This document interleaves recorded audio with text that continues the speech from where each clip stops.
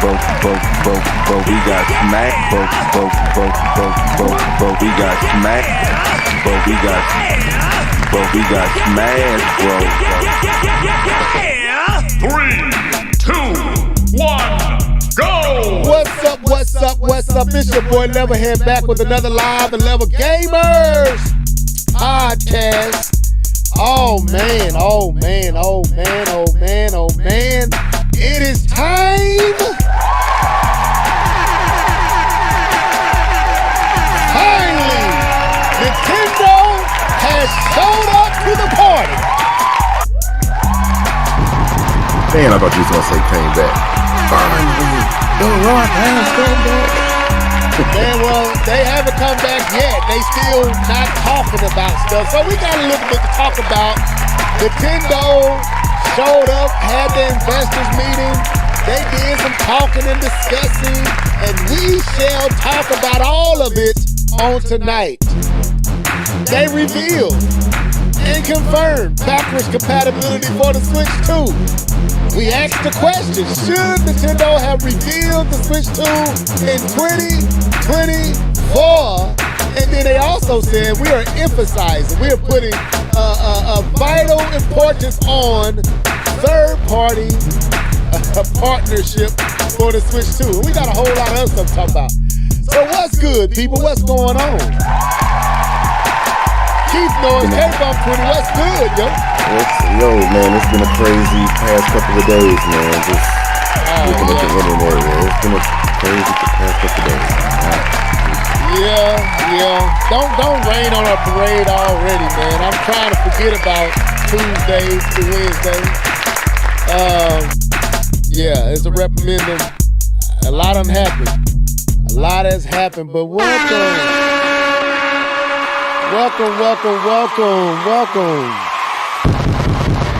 We gonna drop some bombs on tonight. Welcome to the show, Nia. What's up, Nia?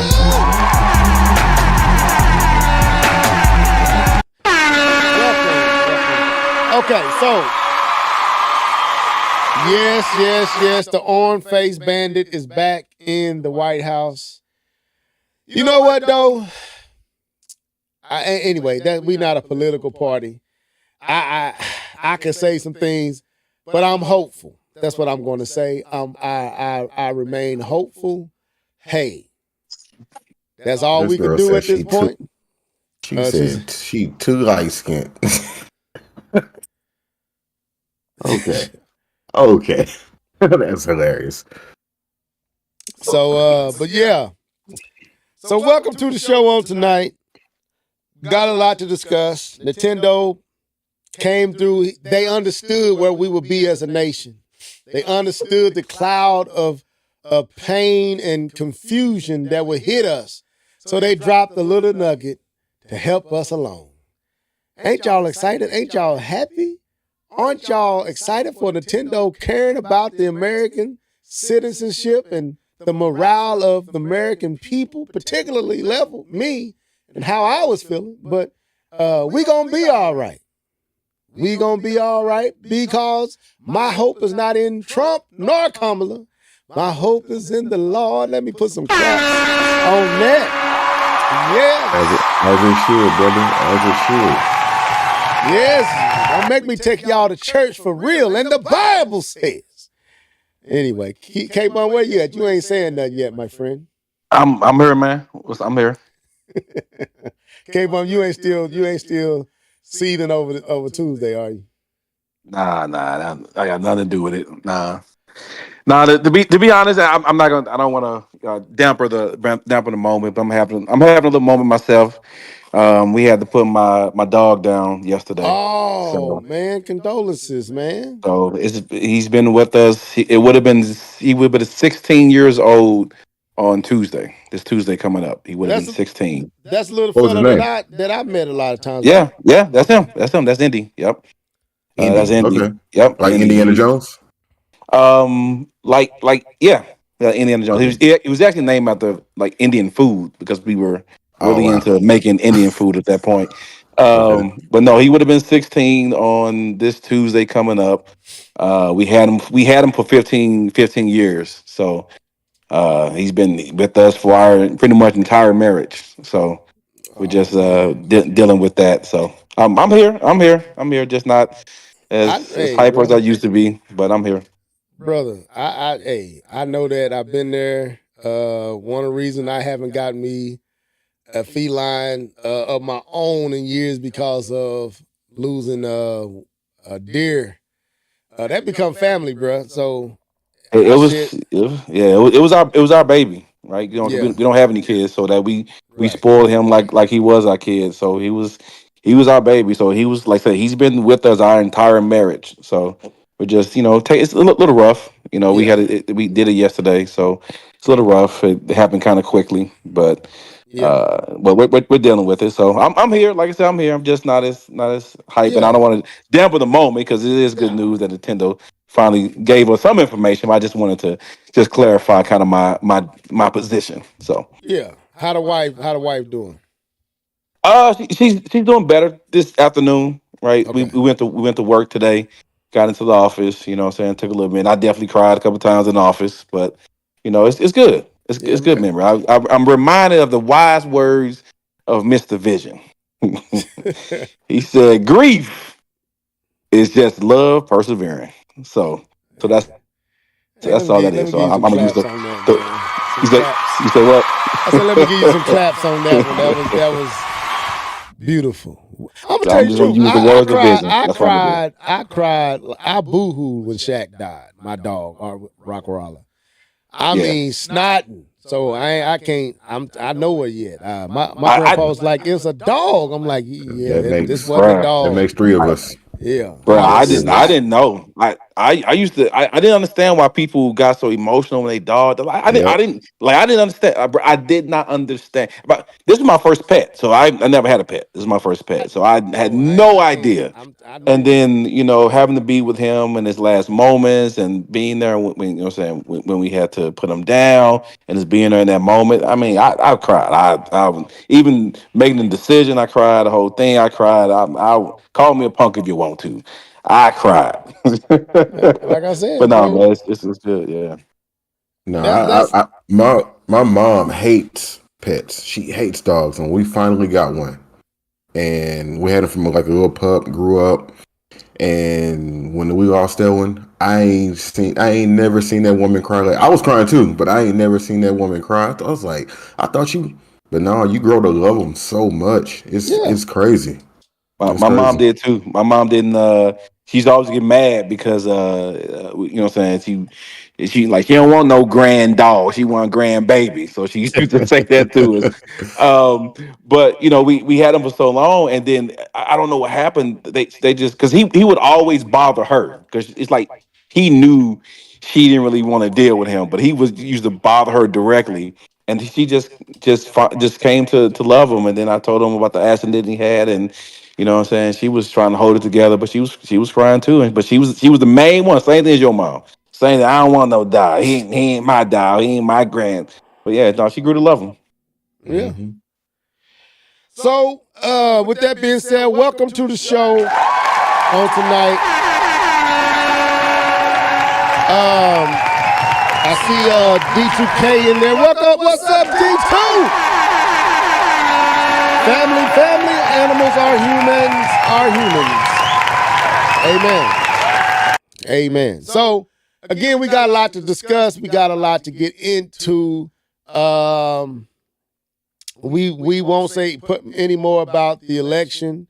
Just pray for the nation. Just I don't know. Me, put your trust in the Lord. Just keep your help up. Keep your morale up because it's not over. Life is not over. You know, It's gonna keep on continuing. it's gonna keep on continuing. So we've been here, and it may go down. We don't know. You never know. I really, we If it really go don't down, know. I'm ready. Right. So we don't know. So let's hope for the best, prepare for the worst. There was no guarantee under Kamala as well, even though we believe she would have been better for our peace of mind. But still, we don't know. So I'm gonna hold out hope. So that's all I got to say about that. I will say I do have one piece I want to say about this Yeah. before we go. The thing is, For all the people that said that he would make a difference, he has the ripe opportunity to make that difference. He has power over the House, he has power over the Senate, and he has the power in the White House. If he doesn't make a difference with this, he has you will find out that he is the con man that he really is. So let's hope that's not So they true. did get the But, house. but, I but didn't know they got the house. he, I thought, yeah, he won the They house. He got has it. the House Mhm. and the dang, Senate. So if he can't get the job done with this, I don't want to hear a he single got excuse. I just want you to hear it. I just want you to call that man a con man like he been. But he got the I digress. House, the Senate, and the Supreme Court. Their brother. Yep. And Supreme Court. Exactly. Okay, that's enough damper on for my night. Yep. I'm good. I'm good. Claps, please. Somebody say something joyful.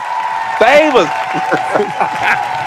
I did Man, want one more piece. Roses are red, violets are blue.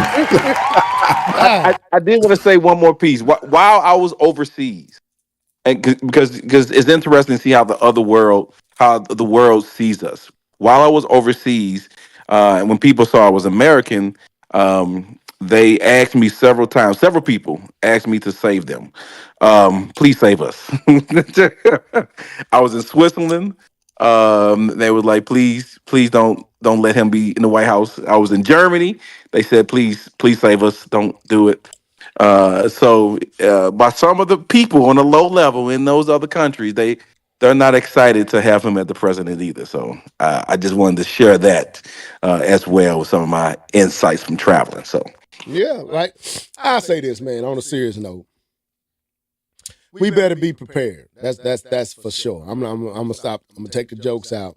This is a serious situation, and I know we don't. That's not what we do on this podcast, but I think it's apropos for it now.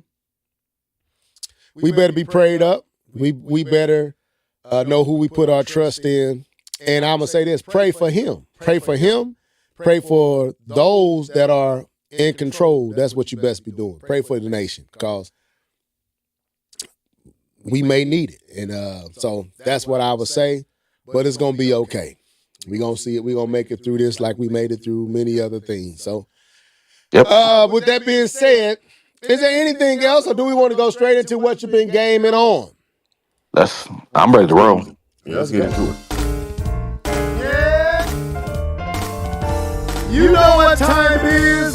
It's time for What Have You Been Gaming On? Sing it, folks. Let's go. Hey. What you been gaming on? What you been gaming on? What you been gaming on? What you been gaming on? What you been gaming on?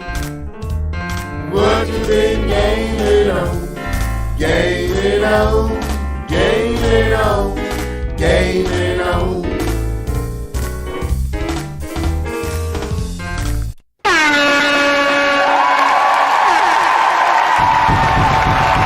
So who wants to take the lead? Mr. Norris, K-Bomb, put in. Yeah, I can take the lead. I go ahead. can. Mine is going to be pretty short. I was going to say short, like a sword. Let the Schwartz be with you. Let the Schwartz be with you. Mike Tyson. I've been playing 2 games.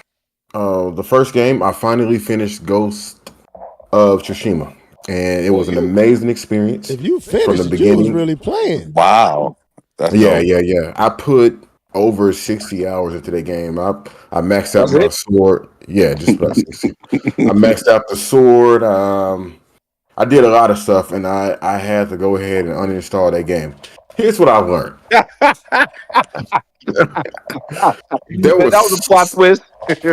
there was so much stuff I wanted to do. Like, there was more armor that I wanted to get. Armor that I wanted to get. I wanted to upgrade all my armor. I wanted to just like max him out like all the way, and it was taking over my life to the point where I'm at work. I'm thinking about it. I'm watching videos like, oh, okay, cool. I can't wait to get home and play it. I had to pick these types of games with I got to really think about it because these types of games take over my life, like The Witcher's, this type of game or whatever. But anyways, great story. I think this is probably one of their better, like streamlined Yeah. stories. It's real grounded. Yeah. It is. Ghost of Tsushima. It's really good, and it's actually making me very excited about playing Yote. So great job. Yo, Is that Sucker you Punch? got to put the That is E Sucker on it. Punch. That is the Yes. same people who did Yote. Infamous. Okay. Yote. Yeah, they. You got to put that D on it, man. Yote. Yote. Anyway. Uh, then I was gonna get Mario and Luigi, and I still may, No. but I need No. Ooh, ooh, yes, ooh. My Let the yes. bad. man have fun. It's Level. backwards I, I, compatible. Go ahead, I was man. gonna say Have it's your backwards fun. compatible. I can have a Yeah. little fun, right? Thank you. Even if it wasn't, I was still gonna get it Oh no, because I don't like do that. games. I like games. No, but the other game I'm playing is I went ahead and re-downloaded the what is it, Uncharted Legacy. I wanted to go ahead and play the Lost Legacy portion of that game. I needed something linear. Like I ain't need Yeah, nothing. And yeah. then this I game got feel an you. open world element. I was like, Yeah, it's still yeah, it open does. world. I still got to Yeah, I mean finish that game. I got it ain't dizzy too open much. world. Hmm? I got dizzy playing that game. Yeah, I don't like this. They got an open world segments, but I ain't collecting anything, so I'm straight. So I just needed something linear to get me from one point to the next. I didn't want nothing because after Yote, after Tsushima, I was like, I'm cooked. I'm done. I can't do that right now. So, but that's all I've been gaming on. Maybe I'll talk about Mario and Luigi if I get it next week. We'll see. No. I want to talk Yes, about Mario Luigi. yes. Yes. I'm playing. I want to hear about it. I'm not buying it, but I want to hear about it. Mr. K Bomb is your floor, sir. Yeah, bro. So I put 67 hours into Ghost. Yeah, Oh, 67. I just went since back went back and looked at it. So yeah. we giving out how much Hold, hours I put hold on. Let me get my accurate 130. time then. I put 130 hours into Ghost of Tsushima. I Oh, you put in did? six I over don't know. two. I don't know what I put Oh, into. you just pulling out your butt. Okay, all right, all right. It's I my don't turn. know. I beat I it. put That's in all I can tell 63. you. I don't know. I'm pretty 63? Oh, sure nice, Yeah. nice. it's probably about 74 for me since I probably took longer to beat it than y'all. So Yeah. No, no problem. Okay. Um, so I've been playing my regular guys, which is the round robin of NBA 2K25, Overwatch 2, and college football 25. And I got bored. Oh, college And I football? got no of those. There's just the rotation I've been going. I got bored, Okay. and I said, "Let me. I got money. Let me spend some money." So I went and spent some money because it's all good. These Trump tax breaks gonna be for me anyway. But no, I thought to spend some money. Hey, what about slap your Slap yourself, yourself. dumbass? I'm all in that bracket. I'm good. Anyway, so I went ahead and got Call of Duty Black Ops 6. oh, hey, oh. Oh, Game I wait a went. Pass. minute. Wait a Uh, minute. I Okay, went slap ahead and it bought it. in. I caved. I Weakling. was That's what seeing you are. such Weak. good reviews. Yes, weak. Yes, when you're bored, and you got money, you do stuff like this. But anyway, no, man, I was just I saw the good reviews on of the game, I'll tell you what made me buy it. I'll tell you this. What made me buy this game is I saw that they went back to the old way you progress gun progression. Previously, with Modern Warfare 2, and whatever came before that, I forgot. They changed the way you progress the gun system. The way you progressed in those games was you had to play with every single gun. Like, okay, so say your favorite gun is the PP 200 or whatever it's called, PP 2000, which is a machine gun. In order to get like some of your stocks for that gun, for that SMG, to get some of the what they call those things, the scopes, to get some of the scopes, to get some of the stocks, to get some of the ammo.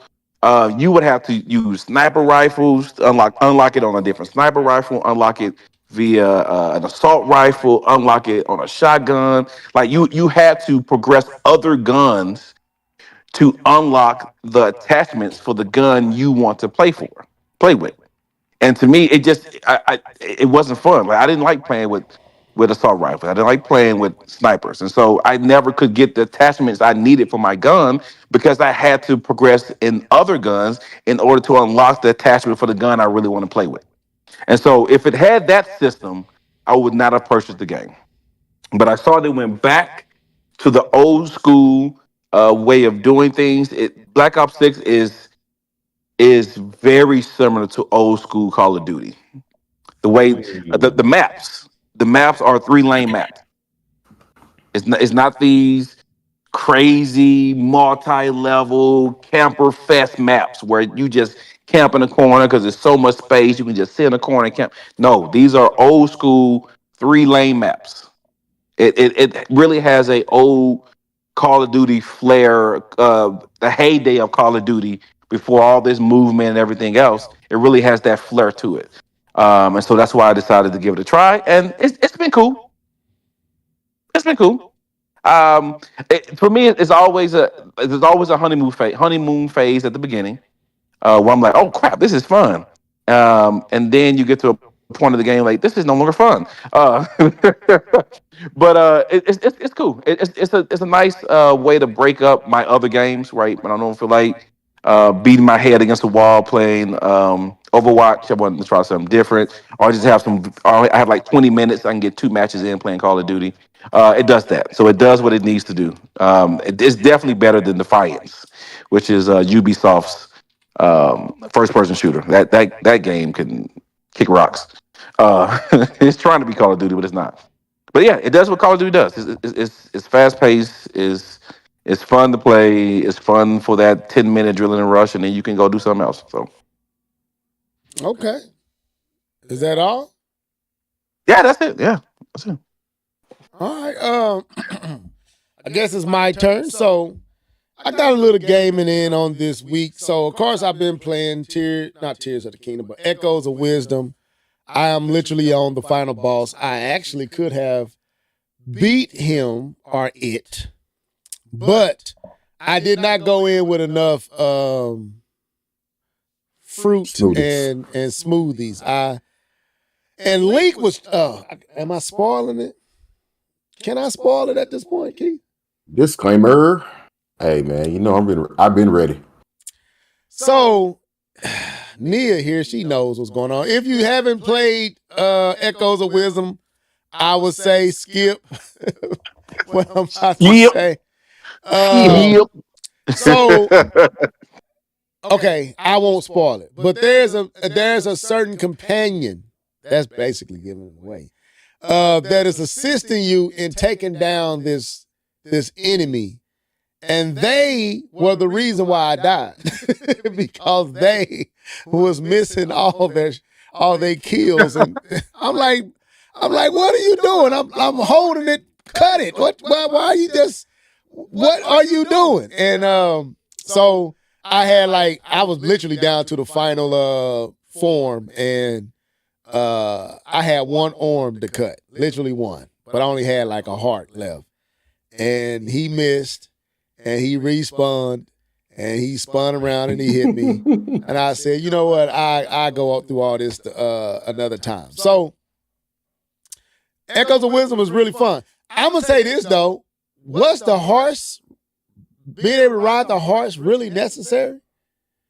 With the fact that I'm gonna say it wasn't, because they put all the all the what is that, warps, where you can fast track to the they got so many in the world, you really don't need the horse.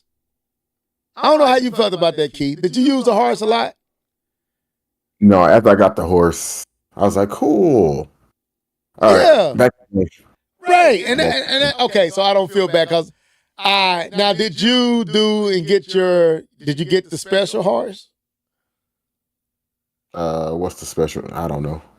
You didn't get Impa's Harsh. That's left for you. Basically, is it opponent? How you say it? Opponent. Epona. Epona. Epona. You didn't get Epona.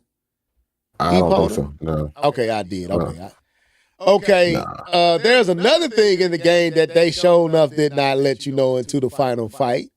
I'm like, wait a minute, Yeah. where is this? Where is this located so I can go and echo this? I don't think I need nothing can that. face off. Where is that at? Where is that I don't located? know.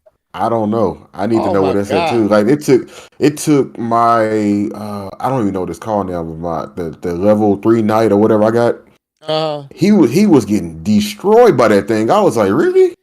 I don't went Yeah, through this whole game with this thing, and it's been kicking butt this whole time. And I could go up against this thing, and he can't hold a candle to him. I don't know, man. I whooped them pretty easy. I had I don't know if it's level 3 or level 4. How do they go? Is it up just I 3? think it's level 3. I don't know. I had the level 3 shielded. Was it Bogoblin? Mm-hmm. And I was also using one of the lizard, what they call them, Zophins or whatever they call. I was using the combination of them two. The Zappos. Zaphos, there it is. I beat them pretty quick, but it did take a few spawning. So what I would do is I spun them, let them hit. When I think he's about to get killed, I spun him elsewhere. And I was using it like that, so he always had the advantage because wherever I was spun him. So I didn't just leave him out there. I spun him multiple times over again and again. So he kept coming back, so he never really got a chance to be killed. So I was kind of maybe breaking the game. I don't know, but I think for me, I didn't take him serious at first because up to that point, nothing had actually been difficult. No. As far as like, No. so I didn't really take it that serious. I was like, oh, okay, I'm gonna get him. And he kept being my guy. I was like, wait, I had to sit up a little. I was like, wait a minute. I gotta find him. Before I beat the game, I'm going to find where he is. I'm gonna tell you the truth, Keith. I looked up where he at, so I know where to go, and I'm going to go find him so I can spawn him. There's a few things, like I said the last time. There's a lot of stuff in here that you do not need to echo, but there was one thing I did not know you can echo, which one of those things that with the eyeball and it kind of climbs the wall and all that stuff. I didn't know you could echo and kill that. So I never did at the beginning because you can get that pretty much within the first 20 minutes of the game. But I just didn't know you could kill it. Yeah, the yellow platform with the eyeball, you can echo that. And when you in stage where you need to go up, you can echo that and jump on it, and it'll take you up to the next level or wherever you need to get to, instead of using the spiders or whatever else to climb up there. I didn't know that. And the only reason I knew that you can do it was I was watching somebody play online, and I was like, wait a minute, he echoed that. I'm like, oh, they are messed up. They shouldn't have shown me that. Then I went back where I was. It was one I killed them and echoed it. But it's so much stuff I got that I don't even use. It's not even worth the time. But anyway, so Echoes of Wisdom, I've been playing that. So I did a thing. So there's 2 other games that I played that I purchased. Hold on now. Indie titles. I'm not buying any first party nothing. But I will support indies. And there was a sale going on, and I took advantage. So the first game I purchased was, and I showed y'all this game. I'm going to say the other one because I believe it's going to put a smile on K-Bun face. Was a game called Runner, or Ruiner. I think that's what it's called. Ruiner. Ruiner. It's I think it's an asymmetric. Ain't that what they call those? Asymmetric title? I think so. So it plays like K-Bun, it probably put you in the mind of something like Hades.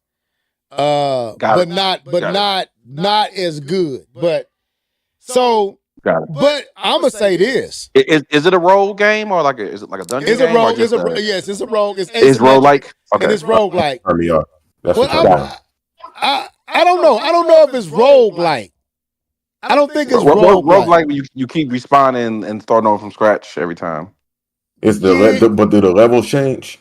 And the level No. dynamically change. No, I don't think the levels change. I don't think the levels change. I'm gonna say Yeah, this. that's not though. rogue game.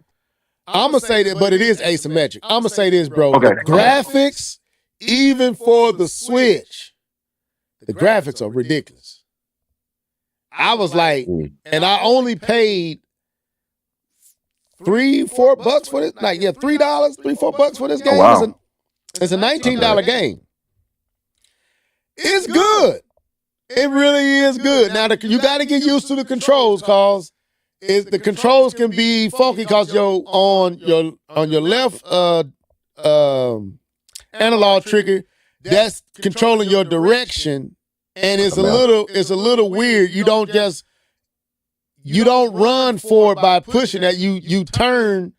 So wherever you point at that, and then you use the other one to run. I wish they should just put it all at one. It would have been better. Is it isometric? Is that what you call it? Isometric? Okay, yeah, isometric. What I was saying, asymmetric? Okay, isometric. My bad. Slap yourself. Man. Slap yourself. And none of y'all caught that, so slap yourself. Anyway, isometric. I just believe in you. Thank you, D2K. Thank you. Isometric. I was saying asymmetric. Isometric. So, but it really is a cool game. Is I wish it. The one thing is missing is voice acting. It's not voice acting. My goodness. And it don't even really fit that you got these level graphics and visuals. It is really and you reading. And you got it's not a lot of reading. It's not a lot of reading, but it just feels out of place to be reading when you're looking at like cyberpunk type. It ain't too cyberpunk level, but it's in a cyberpunk vibe in the visual presentation. It's really cyberpunkish, but it's a good game. So I recommend it, especially it's on sale right now. I don't know if it's still on sale, but it's on sale. I kind of sent it to y'all. I sent a few of them, so I bought that for like $4 or $5. So then, I'm like, hey, let me look at what else on here. So I bought another game, another isometric, one of those rogue. Ain't that what they call it, where it respawns and all that? I think that's what you said, K-Bum, right? Well, when you respawn back from the beginning. Yeah, and you have to, and each time you respawn, you have to try to finish change and all that. Yeah, right. you get more power ups and stuff like yeah. Right. Anyway, so I bought another game that's in that lane, and K-Bum, I think you'll be pleasantly happy and surprised. It was Hades. I got to remember for playing some games. That is the game, boy. What you think about that thing like that? Nia said the same thing. Let me tell y'all something. I am a busy person. I do have a lot. I don't share with y'all all that your brother does, but your brother that's the fact that I show up here on a regular basis on Thursdays is, let me take y'all to church, a blessing. This is letting my hair down. Keith them know what I do. K-Bun them know what I do. And if you if you go back when you said you sound like I'm giving you when I say take the offering plate up, it's a lot of stuff I do. I don't tell y'all all what your boy does. But for the last decade, I've been having to do this. He's busy, man. He's busy, man. I give him that. So I'm giving that. With that basketball amount of kids he got. Man, I ain't gonna do that, Kevin. I got 5. I got 2 at one time. So literally, it was only 2 attempts, and I got 3 of them out of it. So holding it. Anyway, so oh my goodness, you tripping. Hades, what's up, Cherry man? Welcome to the show, bro. Hades is good. Hades is really good. I was like, it's really good. Oh my God, this is hacking / glory, and I loved every part. I haven't played much, but I say this, man. Visually, it represents. It's only $9. Visually is hidden. Yes. Voice acting is on point. Stage dynamics on point. I should have got. Now I'm gonna say this, and y'all don't get mad at me. Don't get mad at me. Now that I have it, I wish I would have got it on the PlayStation 5. Oh no! Wait, let me see if it's I'm- on Steam. Let me see if it's on Steam. Hold on. No. It looks great No, it's too on the. late. It's too late. It looks great on the Switch. So you not, but it looks so good on the Switch. I'm like, what did this look like dope on the 5. on the 5? That's what I mean. So it looks amazing on the Switch. I'm not mad that I got it, but it made me like, man, what would this look like on the 5? So I can tell you, it's beautiful. I Nia, might make get, some sense of all this for me, please. I Make some sense. might trust you. get Hades 2 on the 5. I'm telling y'all. So Nice. I did another thing, Keith. You're gonna be proud of me. I haven't played it yet, but I did a thing. Wait, Told y'all I did a is he gonna thing. do it? Is he gonna do it? So he been on my case. Hey, you should, Oh. you should, Oh, you should, wait, you wait, should. wait. What? I'm Gotta wait, I know breathe what on it this one. is. Gotta breathe on this one. You should level. You should. Nia's Uh-oh. leveled. You should. So I Oh. share. I did. I downloaded MEO. Hey! The demo, not the full game. yeah, the yeah, demo. of course. And It's I'm okay. going- He did a thing. I'm going to try it out. So Nia, take back everything you said.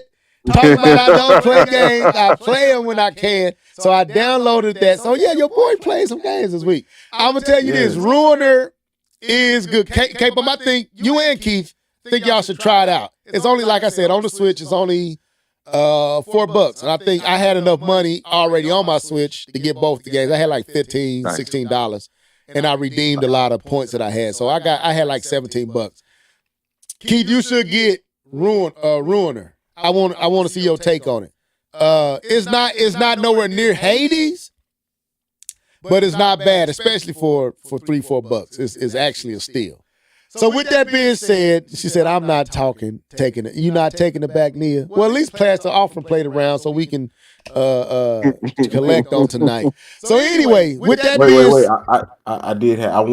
I wanted to say this. I'm gonna say it anyways, even though Level just killed that. I was gonna say, man, Level, you sure are going to great lengths not to play Emio, but I can't say that now. You can't say it, bro. I can't say it now. And the second thing I was gonna say was Bronny James goes to the G League. Oh my God. Yeah, they already said that. They already announced that he was going. I'm 2 late. weeks ago. I'm late.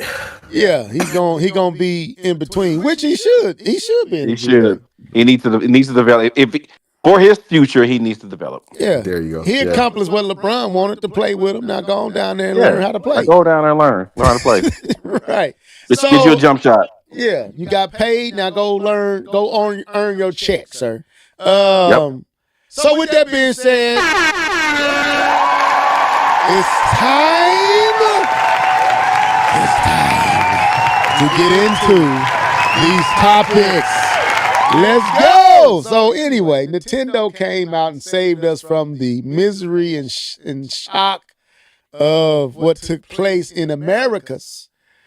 So we got something positive.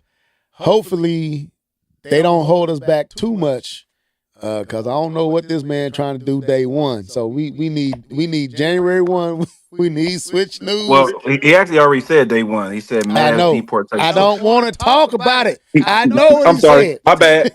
My bad. So anyway, so Nintendo came out and they shared a few things. They had their investors meeting. They also shared something that we have to talk about, and that is that the Switch 2. And it was interesting how they announced it. So let me set this up, and I'm gonna see if I can find it. I think one of y'all put it in the chat, right? Yeah, y'all did. Yep. So let me go here. But so Furukawa, is that how you say it? Sir, say it for me. Satoru Furukawa, is that how you say it? Satoru? Mr. F. Satoru Furukawa, I think that's how you say it. Made a just surprise announcement. He said, hey, don't fear buying Switch games because you can play them on the successor to the Switch. Let's go. Let me hit them tracks. Drop them bombs. Play the music. Let me tell you something. That's all I wanted to know. I told y'all.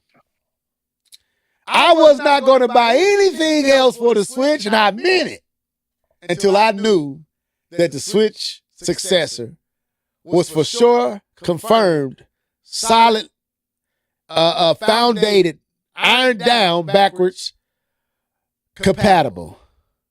Furukawa. Thank you. DJ, you get them claps too, bro. Furukawa. I'm still jacking it up, so let me stop. The F. So you had it. Furukawa. The Furukawa. Anyway, so we got to talk about Level still not going to play them on the, you know what, Nia? Can you block her? Block right. Nia. Somebody block her. I need some people to do the moderation of our chat. Kick her out, boot her out. No, I'm just playing. So anyway, I am going to play my games on the Switch. I'm going to pray for you. I'm going to pray for you. I'm going to put you on the prayer list. Pray for the video. Be like, who is the video game heard? Don't worry about all that. Just pray for it. So anyway, I need y'all thoughts as I pull this up. And I'm going to start with you, Mr. Norris. What was your thoughts when out the blue, Nintendo and Mr. Furukawa made it known that the Switch 2, or the successor to the Switch, will be backwards compatible with games and online services? The floor is yours, sir. Yes, I felt that this was the most significant piece of information that we should have received concerning the Switch 2. I wanted to talk about it even more in depth, but you know, it was more pressing things going on that day. But I feel like this is the information that the people that's in the know needed to know. And like yourself, you said you didn't want to purchase any more games, but now you know that your games will be coming with you. And this is the thing that, if you're a Nintendo fan and you've been buying their consoles, this has been the thing that we've been wanting. We've been itching for the continuation of our games. PlayStation has been enjoying this. Xbox, obviously, they've been enjoying this. But as Nintendo fans, every console generation, we always have to start over. So when this was announced, and I knew it was already announced a long time ago that they were trying to build an ecosystem, but the confirmation is that's what we needed.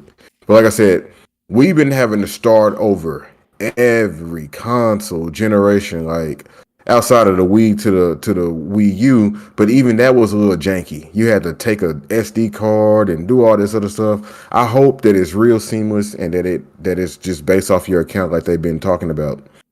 But to me, this was the most exciting information because now the gaming experience that I had on the Switch, it continues to live, and everything that I did doesn't go down the drain. So shout out to Nintendo for finally, when did PlayStation and Xbox do it? Like, Nintendo, welcome to 2006. I don't know. I know 360 somewhere around there. 360 PlayStation 3. So that's that's 2006, 2007.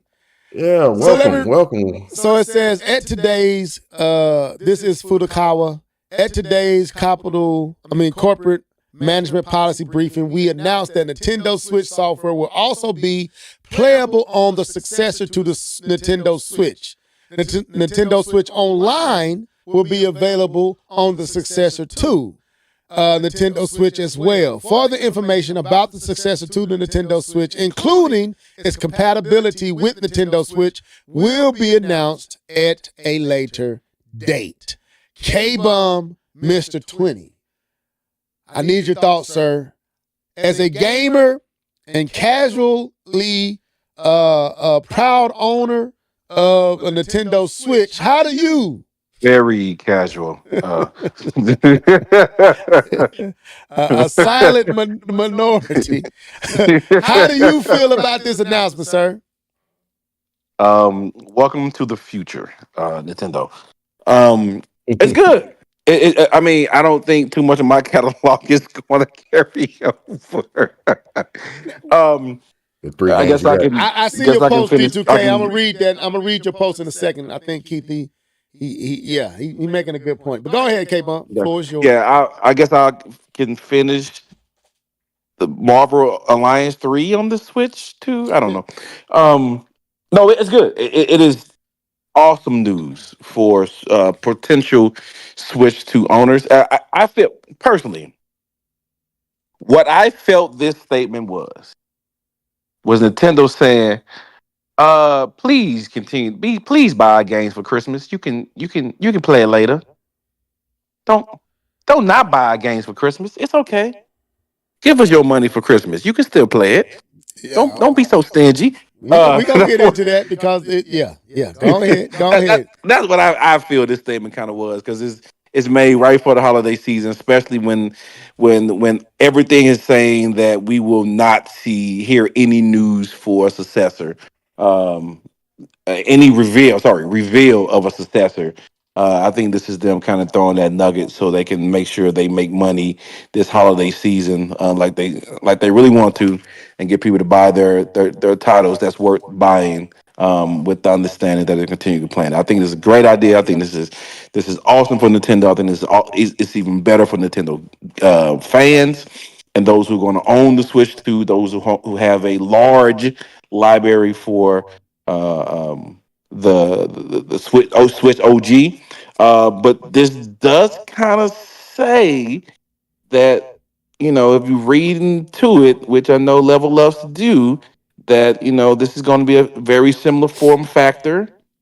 It's going to be kind of maybe a similar, maybe an enhanced OS, but probably similar. But maybe the infrastructure of the game is going to be the system, the hardware is going to be a little similar. So maybe it's kind of what Level has been asking for, which is not a revolution, but just kind of an enhancement or a improved version of the Switch with some more power behind it. So maybe that's what this is kind of saying because it's not that total, going to a mini disc kind of thing that they've done. And they're kind of sticking with possibly the same form factor and something like that in that many ways. So I think that's a very good thing for Nintendo and even better for their fans. I just hope, as I think Level said it earlier, I hope they make it easy.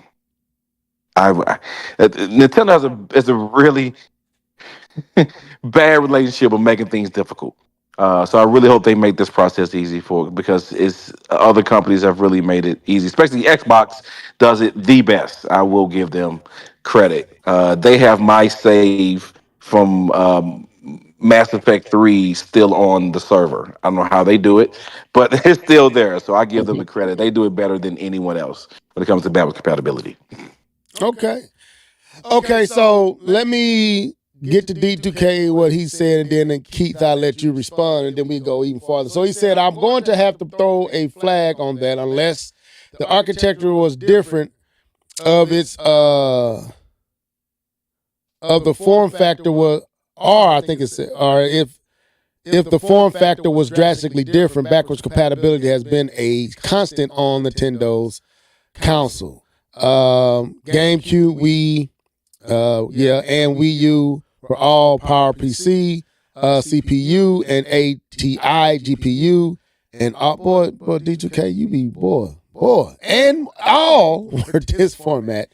This made it easy. So it goes back to what you're saying, K-Bum. Hopefully they make this pattern, because I remember the Switch. You could throw the GameCube disc in the Wii, and it was simple. And then on the Wii U, you put a Wii disc in there, and it goes into, it changes its format and go into a Wii state and literally does that thing. So, and then you had the DS and the 3DS, and I think even the Game Boys and Game Boy Advance, they all was able to play what came before, if I'm not mistaken. So, yeah, hopefully that kind of followed that format. But what was you gonna say? You said that wasn't really what you was getting at. Keith, go No, ahead. no, no. More so to what K-Bone was just saying, that the making it easy. Like when you talk about the digital portion of it, and I don't know if they're talking about the digital side or not. Maybe they're only talking They about the talked about physical. both. They talked Oh, about they both. are. They talked about they thought they specifically said Switch Online or Okay. Nintendo Online. So they talked about both. So yeah, not necessarily like what D2K is saying is absolutely correct. That's what he's saying there, and just popping in that disc is 100%. But I'm just talking about moving forward with your account backwards compatibility, like everything that you've done. Like Nia brought up the cloud saves, all of that type of stuff. They're stepping into the future. Taking your digital purchases from the Wii to the Wii U was a hassle, especially if you got rid of your original Wii. You couldn't even do it because there's no account that follows you. So everything that you purchase is gone. So now all of that's together under your account and it's unified. That's more so what I'm meaning. I wasn't talking about the architecture or the console having the ability to play the game, of course. But now you can just bring your games over, bring your cloud saves over, and you don't have to repurchase the game. You know how Nintendo is. You don't have to repurchase the game and do all that stuff over again because it's transferring with your account. That's what I was talking about. Okay. So, and the online portion, I don't think has ever been as easy as they do the actual cartridges and discs. They did that pretty good, but I agree with the online part. I don't know if we has experienced as seamless a transition as the Sonys and the Microsofts. So that can definitely improve. And I wish which was the one that they didn't have the friend codes? That was the Wii U, right? Yeah, Wii U didn't have friend codes. They need to go back to whatever they was doing there. Go back to it. That we you don't can. Want my digits? Man, no, I don't want them. I don't know why they brought that back. Like, go back to that. I thought that whole online ecosystem on the Wii U was cool. Even down to the Miiverse and all that was pretty unique. So it's ridiculous that all the stuff you brought from the Wii and Wii U is just ghost now, right? So K-Bum said it's interesting why they chose to announce that the successor is backwards compatible with the Switch. I believe they did because of this. So, they've been having a lot of stuff going on, so it's a lot to cover. So, the forecast was cut. Nintendo on Tuesday cut forecast for Switch sales for its fiscal year ending March 2025 as demand wanes for its K-Bum agent council. I've been learned. I realized I was saying physical instead of fiscal. I fixed that a few podcasts back. Nintendo recent struggles have come as demands for its flagship console, which is now more than 7 years old, is beginning to fade. Investors are waiting for news surrounding a successor to the Switch, which they hope will re-energize Nintendo's gaming business. So here's the thing, and this will lead into our other subject, but we won't get there just yet. The reason why they announced this is because I think they feel people are not purchasing these games because they're waiting for what's next. Is that fair to say? Say that one more time.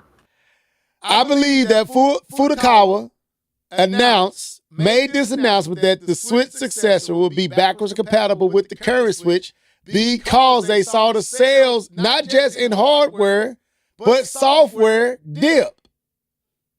So if I tell you, hey, don't fear buying those Switch games because you can play those Switch games on the successor to the Switch in hopes that you will not be like me and say, I'm not buying nothing to the Switch too, because that's what I said. And that's the reason why I said it, because I don't know whatever I buy on this thing may be on this thing, and now I spent more money on this thing and I can't even carry it over, or I don't know if I'll be able to carry it over. They removed that hesitance or that reasoning from a person like me that, if I buy this game, I can still play it on whatever's coming next. So I don't feel as bad about buying Mario Luigi's Brothership. Even though I don't have no intentions on buying it. I'm just saying, using it as an excuse. Or I don't have to feel I don't have to question, should I buy Zelda Echoes of Wisdom on this aging, soon to be replaced old Switch, because I don't know if I'll be able to carry it over to my new whatever's next. They removed that barrier now in hopes that people will continue to buy these games, because not only, like I said, not only did hardware dip, software dip. So what's your thoughts? I like that idea. I didn't even think about that, but I like that idea. Continue to invest with us while we continue to build the next thing and reveal it to you. I'm not mad at that. Okay. I think they want to get those games out there, because I don't know. I think Zelda Echoes is only like 2.8 or something like that, Yeah. 2.8 million. So I know they still want to get some more life out of these games. You know, Nintendo, this is their bread and butter. So they gonna want to get some more life out of these games. So you might be onto something when you said that. Like, hey, just keep purchasing the games, keep buying the stuff, so on and so forth. I like that. They had to cut. They said not just. I don't have the article up, but trust me, I'm not making this up. They had to cut the forecast for this hardware from, I want to say, was it 13.5, 14 to 12.5?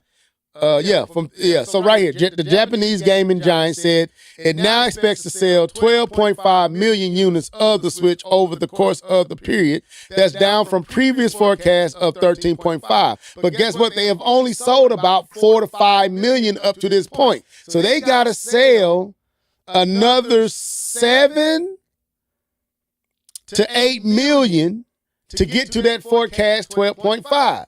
I'm going to tell you right now, they're not going to get that. Not with people knowing that your next thing is on the cusp. They're not going to get that with no price cut. So, Furukawa had to tell you, hey, don't worry about your purchase. It will travel, it will cross over, it will transfer over with you. The numbers, they not, okay, first of all, Echoes of Wisdom is not doing bad. It literally sold like 2 to 3 million in 5 days. But and I don't know if it was who I was out listening to. They showed how since Breath of the Wild, every Zelda post Breath of the Wild has not done better than Breath of the Wild, which to me that ain't it's not necessarily bad, because Tears of the Kingdom still did like 30 million. Or 20 up like 20, 25, somewhere in there. 20 something. Yeah, 20. And Breath of the Wild did like 33, 32, 33. So I'm not but it is going backwards. You see what I'm saying? It's not. So I believe they believe they was going to sell more with Echoes of Wisdom, which is a good game. But so they not seeing the sales in this season. They hoping that this Christmas season will bump things up. I don't believe they're going to make it to the 12.5 million. I don't think they're going to have crazy Switch sales. I think they may sell another 3, 4, maybe 5 million, maybe 6, but it's definitely not going to get them to that 12.5. They don't have the game to get them there. Echoes of Wisdom is not that game that's going to get them there. So they had to tell us that, so that those of us who are like, I'm waiting until the next thing come, will feel okay to buy whatever they put out there. They will buy Mario Luigi Brothership, that they'll buy Zelda Echoes of Wisdom, that they'll buy what is that 3D Mario, what is the remake? What was that game? 3D World? No, the RPG, the JRPG. Oh, Mario RPG. What is it called? Is Mario RPG? I thought it was Suigami or something. Anyway, so Mario RPG, the remake. The original was Mario RPG 7 stars or something like that. 7 Years Door or something like that? Yeah, no, it might be, no, that's 1,000 Year Door. Okay. That's Paper Mario. Then Thousand you- Year Okay, Door. my bad. My bad. Maybe they'll buy Luigi's Mansion 2 remake. Maybe they'll buy a Donkey Kong HD. Because none of these games are sellers like that. So right now, so anyway. Wait, but we got it, and I don't know if you got this chart. And We I don't got know if you- Smash Bros though. I got it. I'll pull it up. Go But ahead. the Switch sells the games.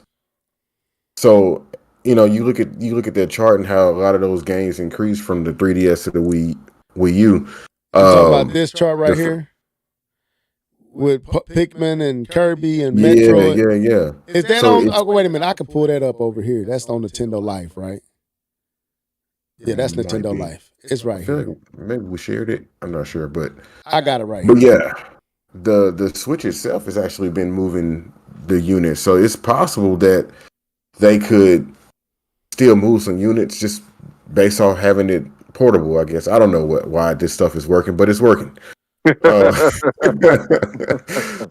But and I don't know. I think these games are decent. Like the Xenoblade Chronicles X, the fans have been screaming for this title, and then there are some fans who heard the original fans who missed out on it, and now they get a chance to play it.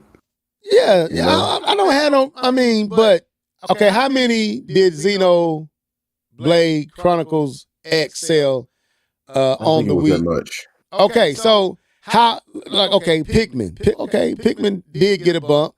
Kirby definitely got a bump. Metroid. That's a bump.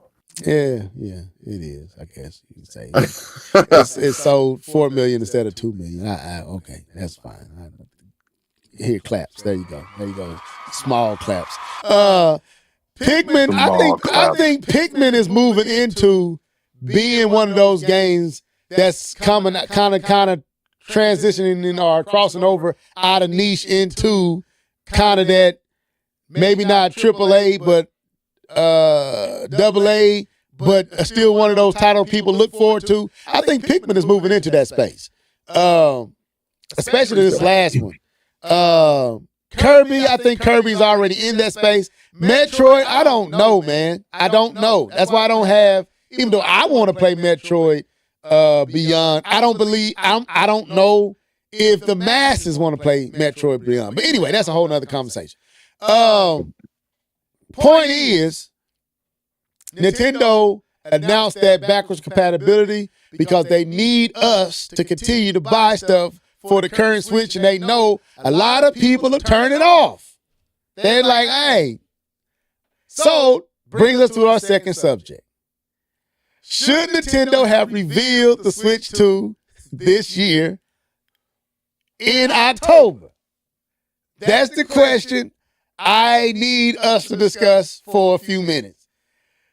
Should Nintendo have revealed this thing in October when everybody was expecting and thinking they would? Because, and I feel like I have credence to ask this question. Now, let me bring y'all up to speed. Me, Keith, and K-Bum to a lighter extent, but me and Keith have been in this back and forth since pretty much all October. and we kind of ended it this month because we came to the conclusion they're not going to reveal it. Keith is on the side of it doesn't need to be, right? I'm on the side that, go ahead. No, I want you go ahead and finish. I'm just gonna say this: whenever they say they're gonna release, announce it, that's when they're gonna announce it. Yeah. I'm happy with whatever. Yeah, okay. And me, I'm concerned about momentum, not necessarily success. I believe whatever comes next is going to be successful, but I'm concerned about them carrying over the momentum that the Switch is. Success, I believe, is almost guaranteed. We can't guarantee, but I believe they will be successful.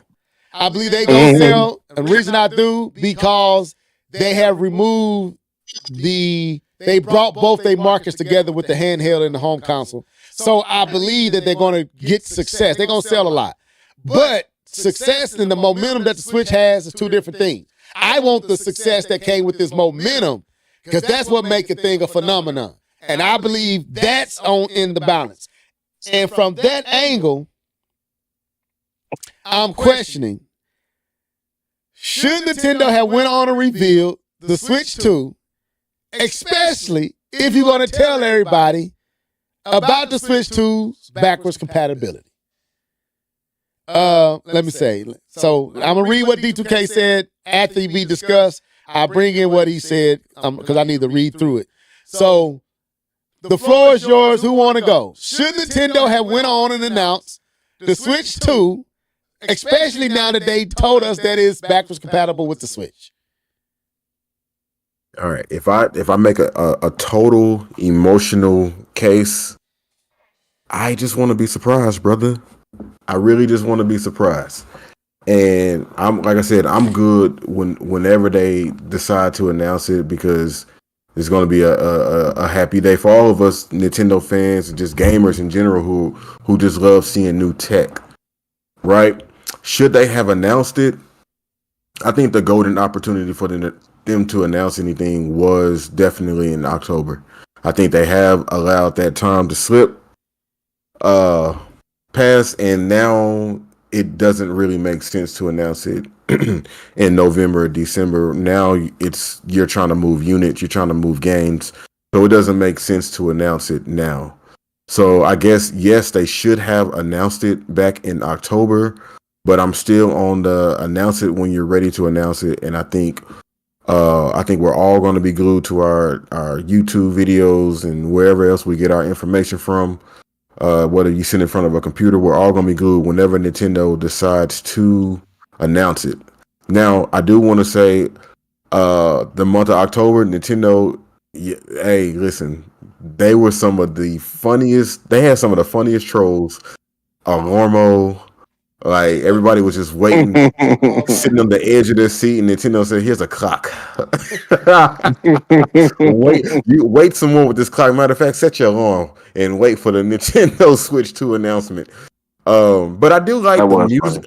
I like the music app. I like what they did with that. They brought more value to the NSO. What else did they do? They announced some to me some very niche but highly anticipated games. I think Xenoblade, they're doing all of the groundwork before they announce it. I think when they announce it, I think everything is going to be ready. Now, I understand what you're saying about the momentum and getting the fans excited, but I think people are saying that, oh, I don't care anymore because I heard somebody say that, oh, when they announce it, I'm not even going to care no more. You are lying. You are going to care. You're going to tune in and you're going to be like, oh my God, it's finally here. They, yes, but yes, they should have announced it. Neil, That's okay, I'm just yeah. be more Go ahead. specific. You said I agree with Keith. I don't know what part of what Keith said you agree with because he said they should announce it. So All of it. I need to know. Well, she said that before he finished, so I need to know what you talking about, ma'am. All right, K-Bon, before. Well, I'm just to solidify what I said. The reason I'm saying is because now it doesn't make sense to announce it in November and December. So I'm saying yes, they should have announced it, but the way I feel about it is I don't really care. If they announce it March 30th, it is what it is. I know you didn't like that. No, I'm not. No, I had no problem with what you just said. Mr. K-Bomb, the floor is yours. Okay. I had a particular stance, but it switched when Keith said March 30th.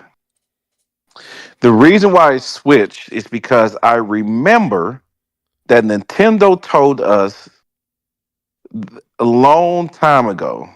They said that we would hear something about the switch to before the end of the fiscal year. Is that correct? That is correct. Yeah. Which is March 31st. Okay. So I had a different stance until I remembered that statement. You left a nugget for us to want to hear more, and then you left us high and dry on the information. Like you created this angst. You created the angst because you gave a date that we're going to hear the information. And normally, if we're going to get something, the prime time is to kind of lead into that October time frame and kind of announce it then, right?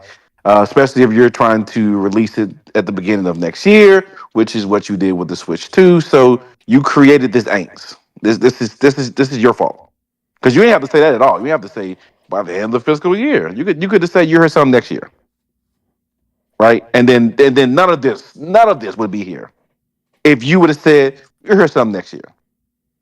But by the way that they said that, they created this angst that people were waiting to hear something because it's like, well, clearly they meant this year because they would have said next year. But they said in such a way that they could use this time or this feeling to kind of keep you strung along. I, I and I am under the belief that you can't that there is opportunity and windows to say things and do things. I don't know how wide that window is for Nintendo to keep momentum is, but there is right times and wrong times to do things. And I'm not even saying that this is the wrong time. I'm not saying this is the right time, but I'm saying that they created this angst with their audience, with their fans, by the way that they announced when they were going to reveal the Switch 2, because it definitely sounded like, even though they said in a fiscal year, that it was going to be that something was going to be here to kind of give us enough to last until next year. Um, so I think it is part of their fault, to be honest, and that's how I feel. If you were sure you weren't going to give us anything until next year, I personally, just to keep your fan base from absolutely going bananas, just simply saying you're here something next year would have been absolutely fine. PlayStation, remember PlayStation? PlayStation said they didn't say, you're not going to get a first party game until the end of next fiscal year. No, no. They say you ain't getting nothing this year. Don't ask us about it. You ain't getting it. They made it Nothing clear. coming It out. left no They Well, left no hope in your heart. There is well, no hope for a PlayStation game. Like they're almost like we're gonna get something this Christmas. Nah, they said wait till next year. You ain't getting nothing.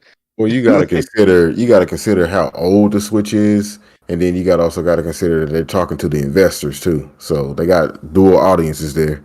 I understand, and that is an excellent point, Keith. That is an excellent point. Their language has to be a certain way because Right. investors. They got to But string them Sony has along. investors too, Yeah. and they told these Negroes, chill, because you ain't gonna smell a whiff of a game. You better Yeah. have it with told you about Ghost of your tail, because you ain't getting Your nothing this tail. year. So partially. And they did, Neil. They did say the end of the fiscal year. Absolutely, they did say that. They absolutely said that. I 100% agree what they said. Um, but in, I do believe that there was a better way to control some of the angst by the way you worded it, and they worded it in such a way that they did create this. They worded it in such Um, a way that they had the cushion to do it whenever they wanted to in that They, they, time they have frame. they have this cushion, but they can't. You can't word it in such a way that and then gaslight your people and say, "Come on now." I didn't say obviously it wasn't going to be this year. Don't gaslight us. We like just be up. I know you can't be too upfront and honest because you have investors and you gotta play the wording game and all that. I absolutely get it, and I do agree with the analyst. I'm gonna go ahead and end. I'm getting pretty long. I don't want to do that. I do agree with the analyst that at this point there's no point of saying anything, of revealing anything, because you don't want to take away from your hardware sales this But Christmas they season. yeah. Yeah. But so we're not getting the reveal till next year, and basically I don't think we're getting the reveal It's been until revealed. It just hasn't been shown. nah. Let me That's not a reveal to let me. me let me let me let me have the floor. Can I have the floor? I am almost done, Go and I'm ahead, done. sir. Go. Okay. No, I'm messing. So I'm gonna stick with my gut.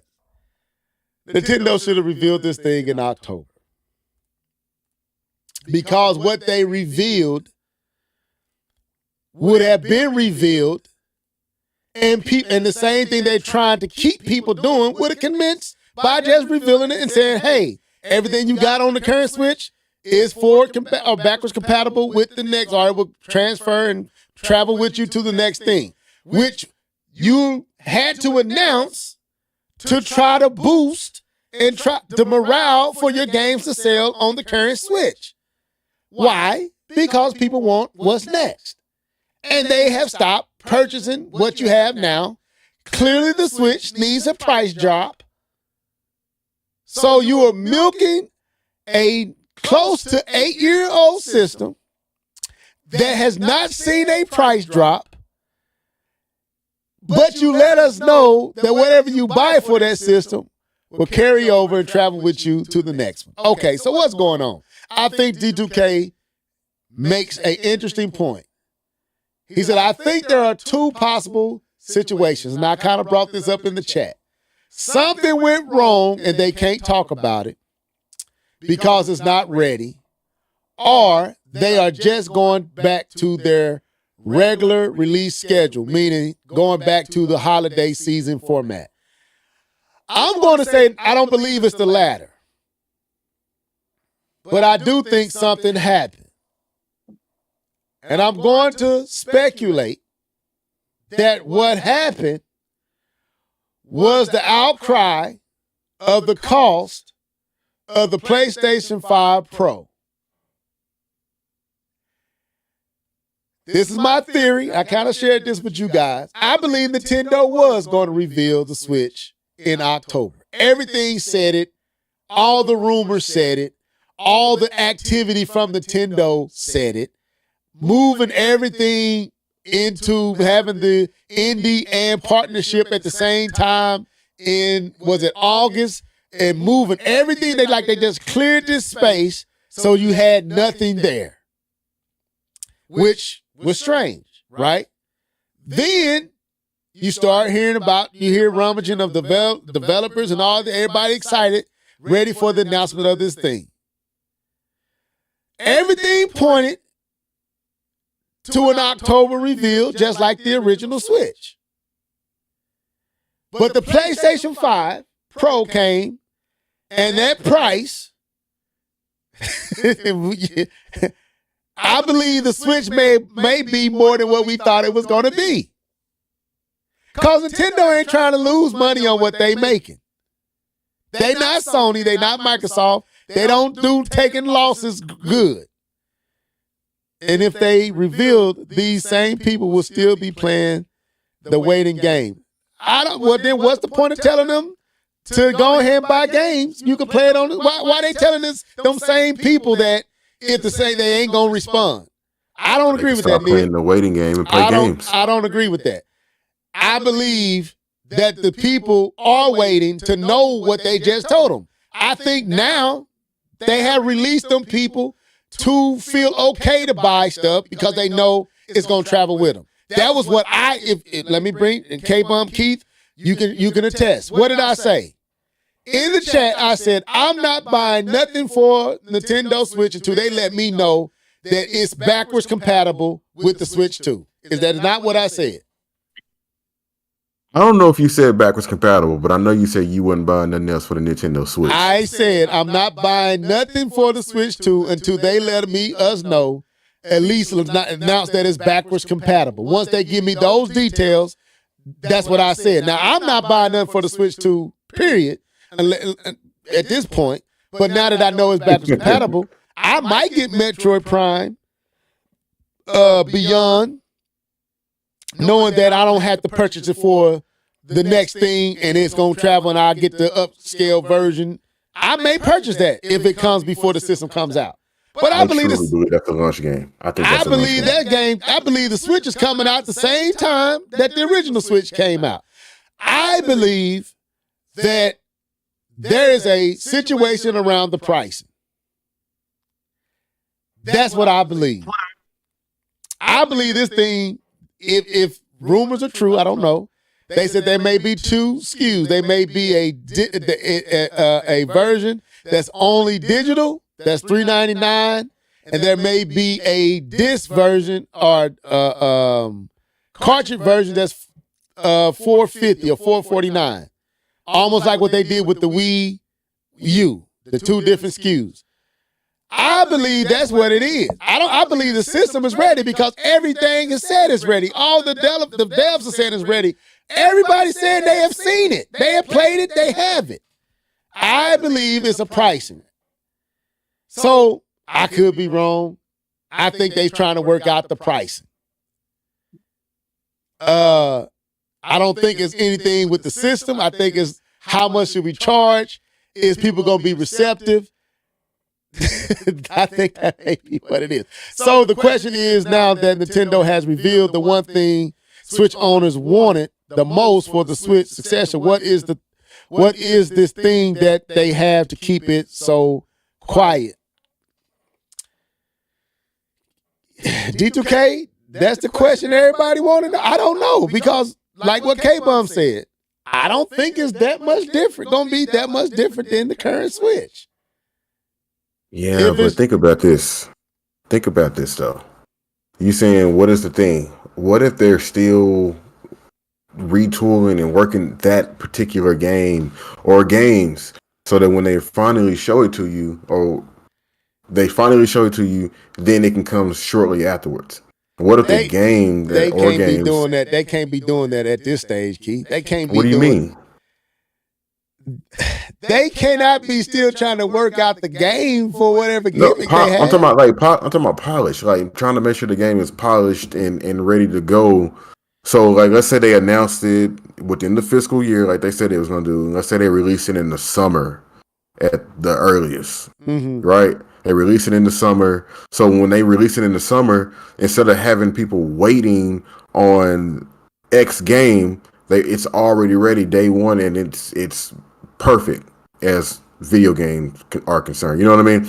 And they have a few of those perfect games, and those games are mind-blowing. And they're like, oh, I didn't think Nintendo could make games like this.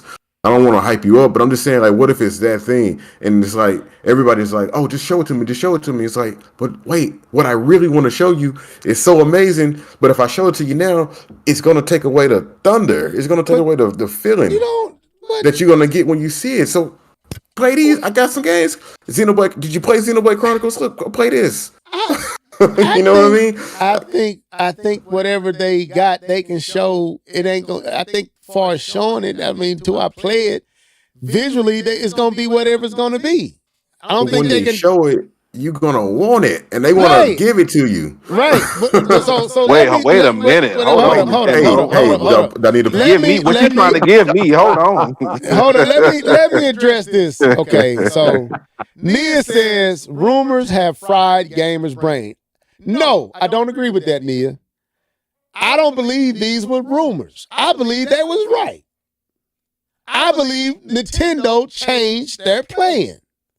I don't think there was they were rumors, but they were true. That's what I'm saying. I believe they were telling the truth, and it was supposed to happen. Something changed. I'm trying to speculate on what caused them not to do what it seemed, and I'm saying I think they were planning on doing. I don't believe they was planning on waiting, and I don't think they're going to wait till the end of the fiscal year to reveal the Switch. I believe it's going to be revealed in January. That's what I believe.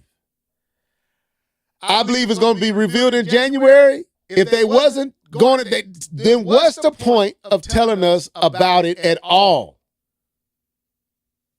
You are the very thing. If it's about sales, you don't want to kill yourself. You told us a whole month ago about the successor, and we're going to announce it later. So you already told us. Go back to what K-Bum said. If you're trying to save yourselves, don't tell nobody about the thing that's going to cut your sales. There was no need to tell us that if you don't want to hurt your holiday sales. So I'm saying that I believe they were going to announce something. I think something altered it. What that is, I don't know. But that's what I believe. I don't, it was too much smoke for there to be no fire. Because it wasn't just rumor people, it was developers who are in the know saying it. Showing you what did Replayly? They literally told you. It's put the eyeballs on the Nintendo with the eyeballs. Something was up, people. Yeah, Something was up. there were Too many, conversations. right? Because I believe one of the guys were saying how they were setting up for shipping in like October, something like that, sometime last year. I forgot. It was one of the guys who used to be in the know, who's been right on several other things. They traced things back, and I believe he was looking at shipping numbers, shipping information. Some either the beginning of this year or beginning of last year, he was saying that they're kind of ramping up to ship, to possibly even ship out this year or early next year. And then things just went radio silent when it came to the Switch. It at the beginning, usually, and I know Nintendo beats their own drums. I understand that, but like you can't hide shipping information. People find it. When you're buying a bunch of processors and stuff like that, people find it, and that's what people were finding, that those things were being purchased, those things were happening, which was setting up for this release, like say either this year or next year. And it's still rumor. I'm a person that likes to work in facts, and not speculation. And so that all the information is still built around rumors of what was going to occur. But it does feel, and again, that's going off an emotion. That's not going off of facts. It does feel like something happened, and they just made a decision to push things out. We were actually listening to one of the podcasts, and the guy was saying how. One of the reasons why he doesn't think that Nintendo is going to shoot for a release for next holiday season is because it was all the signs had point that it was going to be ready for this holiday season, and so they don't see why they would push it all the way to next holiday season. I forgot, we actually shared that in the podcast. I don't know who those guys were, but he was sharing that information about it, and the fact that people had already talked about the ramping up that Nintendo usually do before release. So Yeah. I'm not sure. I don't fully agree with level that about the price of That's the pro. speculation. That's me speculating. No. I don't agree with the speculation. That's what I'm saying. Okay. I'm not saying that Yeah, I don't have nothing. you're. Yeah, it's speculation. I don't think it was that. I don't think the pro scared them. I think if anything, a history of having shortages may have scared them. I think there was something in the process line that was not ready, and they pushed things back to make sure that they didn't have the shortages. I think that hurt them at the beginning, and they've done that before. But Key could be right as well. I can see the argument of making sure your lineup is killer, especially when you're trying to get, like we're going to get to at the end, is third party support, Yeah, right? And, we and you're got to trying to go make there. sure. And I'm transitioning on this point. But to me, none of this stops you from revealing it. Like, you got Call of Duty, you got all these games that people are already telling people that they have ready for the system. You have third party ready to show they stuff. So whatever the visual is going to be, it's going to be at this point. I believe they can show it at any point. Again, yes, to be fair, was it rumors? Some of it was rumors, but I think it was a very, very educated guessing. Yes, was it educated guessing? Very educated, very informed guessing. So I'm not going to write it off and just poo-poo it because it didn't happen.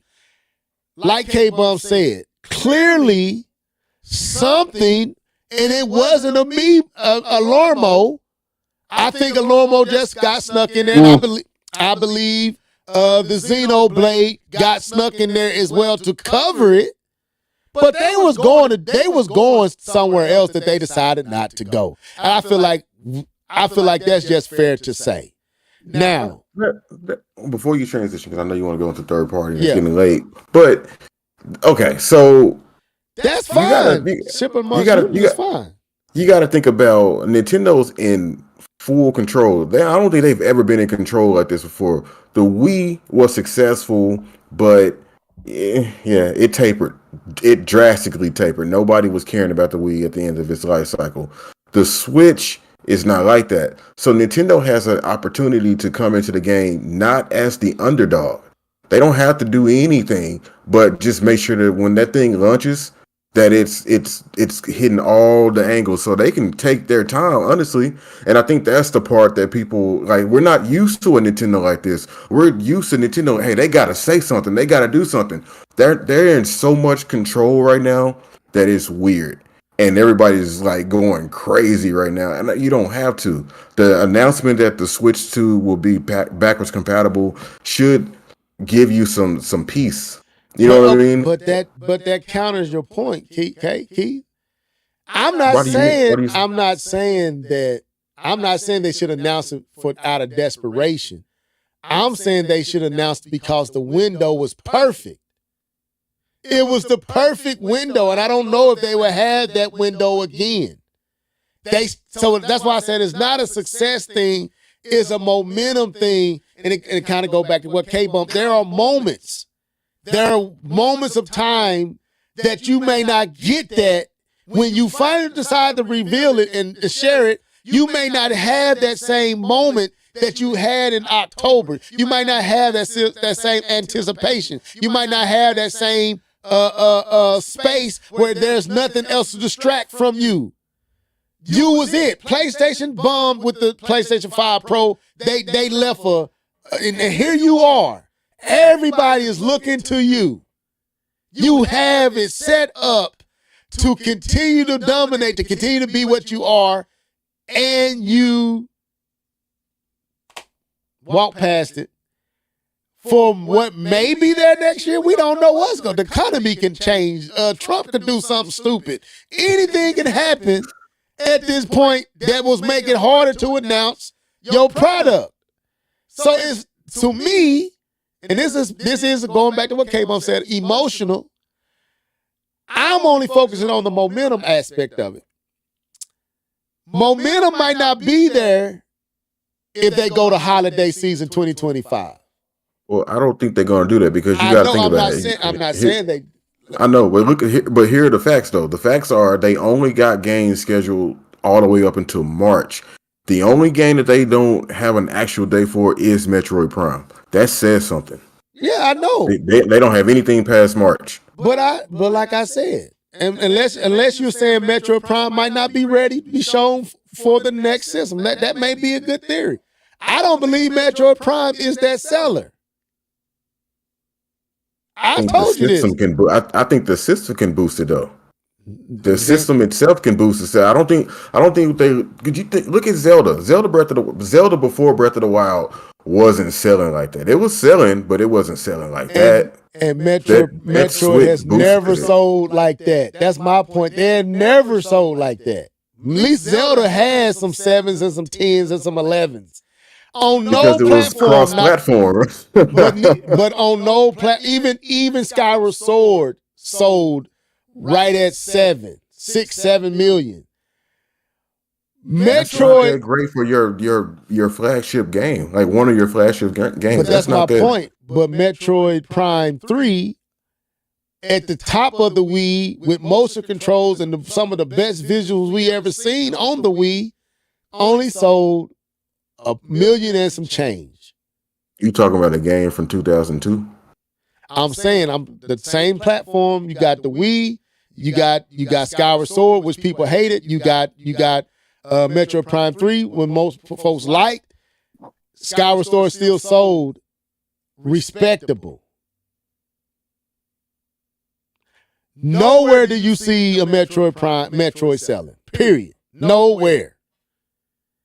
Metroid Prime Dread still on a system with 100+ users and the most popular system in the game Metroid Dread only sold 3 and barely got there.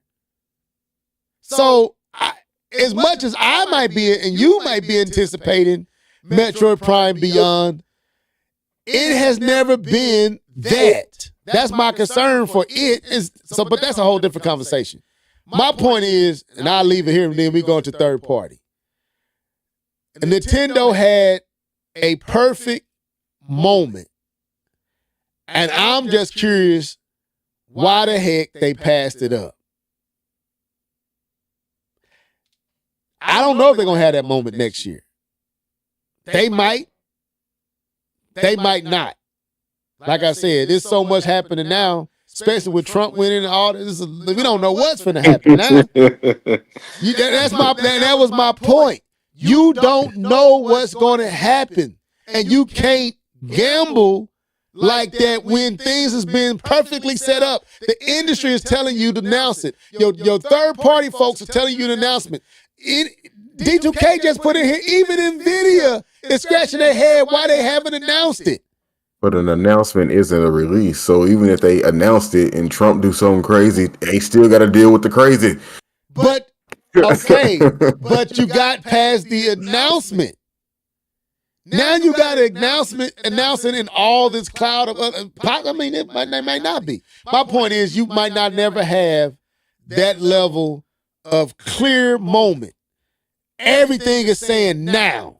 Everything was saying now is the time.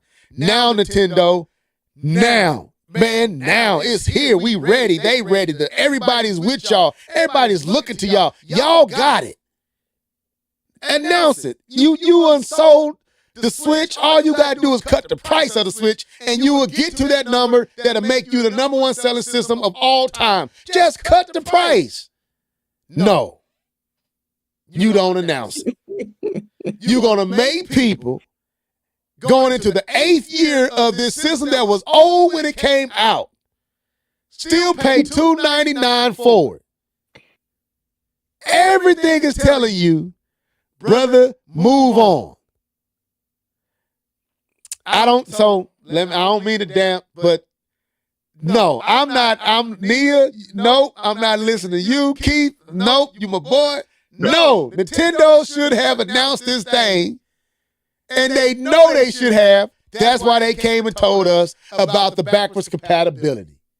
Bro, they can announce it tomorrow. Who knows? That's my point. Is at the point, but you missed the moment.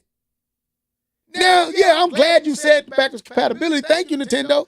But you should have just announced this thing. If you're going to tell us that, you might as well just go and announce it. Everybody knows about it. Everybody knows it's coming. It's not a secret.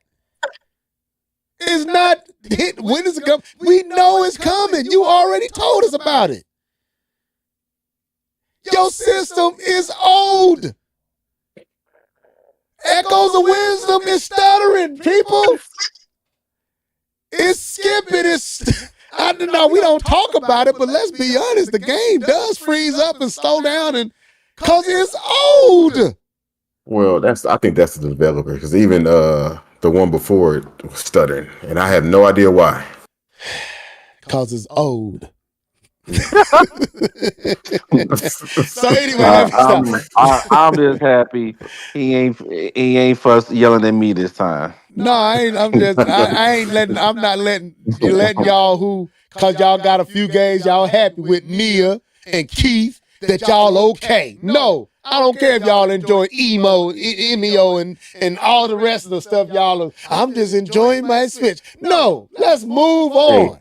Hey, next week he gonna be like, man, I played Emeo. Man, that game was amazing. I had to go ahead and buy it. Watch. I'm not gonna buy it to the Switch too. But now let's do this. So one other tidbit. I tell we had a lot to cover. Nintendo gave us a lot to talk about.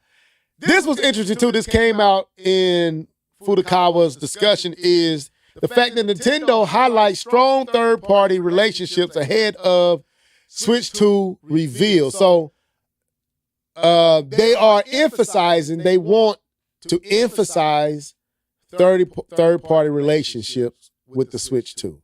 Nintendo has experienced has experienced moments throughout its history where it had to rely exclusively on first-party content to get by. But thankfully, things improved during the Switch generation, which many major third-party publishers showing their support for the hybrid device. This has been highlighted in the Japanese firm's latest financial results, which with the company explaining how one of the major changes it made this generation is the relationship it has with those other software publishers, noting how significant improvements have been made in terms of the development environment and support for developers. Let's look at this. So this was achieved by opening a Nintendo development portal and dedicated a dedicated site for developers and publishers to make it easy for creators to develop software on the Switch. Nintendo has also assisted third parties by providing various midware, including commonly used game engines like Unity and Unreal, and more affordable developer kits. I don't. Is this an old article? Or is this a new one?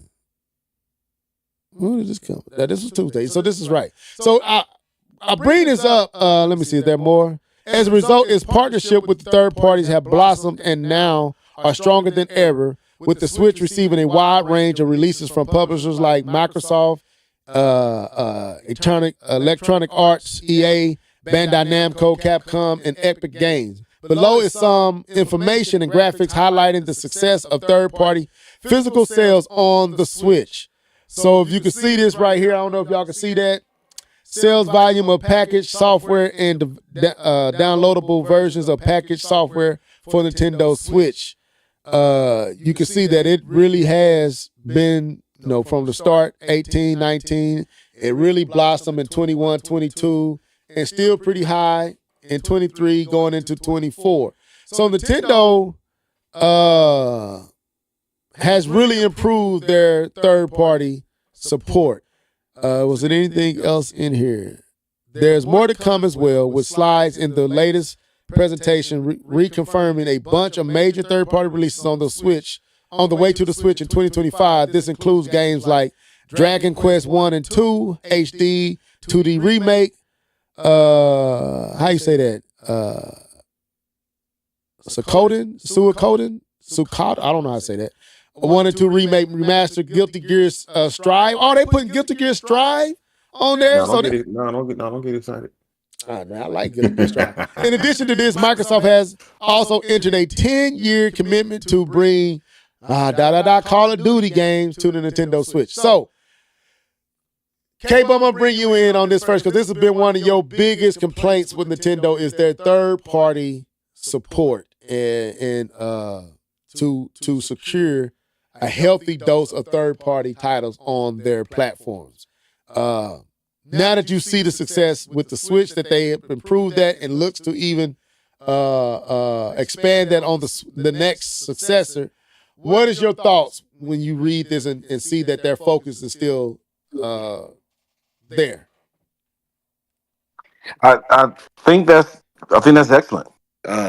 My biggest complaint, and that I've said for many years, is that because of the lack of third party support, Nintendo positions themselves as a secondary system. You need a Switch and right, Switch and a PlayStation, or Switch and PC, or Switch and Xbox if you want to play third party games. Um, so I think this helps them to alleviate some of that positioning, as long as their hardware can meet up to some of the demands that you get with some of the third party games. If they can do that, then I think they're going to be in a good position. I always think third party support is helps. That has kept Sony afloat this entire year, right? When you look at Stellar Blade, look at Hell Hell Divers. When you look at all these different games, like those games are the reason why Sony is not underwater right now. And if you look at Ronin, I forget the name of the game, but yeah, Ronin. That game came out this year. You have all these games that came out that help someone, and I think good third party support allows you to to take more time, right? You don't have to rush things. You don't have to be get things out faster. Like you can take your time with your first parties when you have decent enough third party support. And I think this is going to be a benefit for not only for Nintendo. I think it's going to be excellent for Nintendo gamers because this gives you something to do while you're waiting for the next big Nintendo title. You're going to have something that you can play. Uh, so that's my biggest thing. I think it's good. I think it's going to be great. I think it's going to help, and it's going to just make the whole experience better for those who may only choose to own a Switch. That's a good take. Your floor, Keith. Can you restate the question for me, please? I was looking up something. I said, how do you feel that Nintendo, because, well, I kind of framed it for Cable, I'm a little different, but my main point was, what's your thoughts on the fact that Nintendo is really putting emphasis and focus on maintaining and growing their third party relationships and partnerships to secure even more for the successor to the Switch? It's a great thing. That's literally been a bane of Nintendo's console since what, the SNES. Yeah. They've been lacking third party support or just significantly strong third party support. And I think knowing that they can get their games out there, and also you saw the Switch was receiving games, but of course they probably weren't selling the same because why would you want to play a lot of those games on the Switch? And maybe that speaks to that, the hardware is up to par or enough to play games at like the same fidelity, not same fidelity. What am I trying to say? Closer to the same fidelity. Of course, we know the other console is going to play better, and of course PC, but the experience is still going to be great on the next Nintendo device, maybe. So I feel like they see that as an opportunity to make sure that gap is closed now, where you can make that choice. Like, should I get it on the Switch? I know it's portable, but it also still runs at 1080p and it doesn't stutter, yada yada yada. So I just think this is a great. I just think Nintendo's taking advantage of how strong this brand is, and they're just close all the loose ends, tighten all the loose ends that they maybe had in the past. So I think this is a great thing.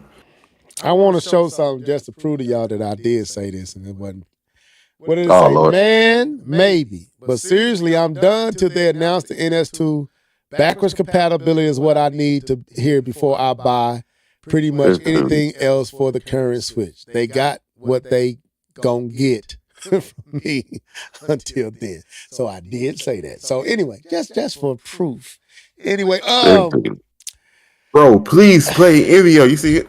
I'm gonna play it now. So I think this is a good thing.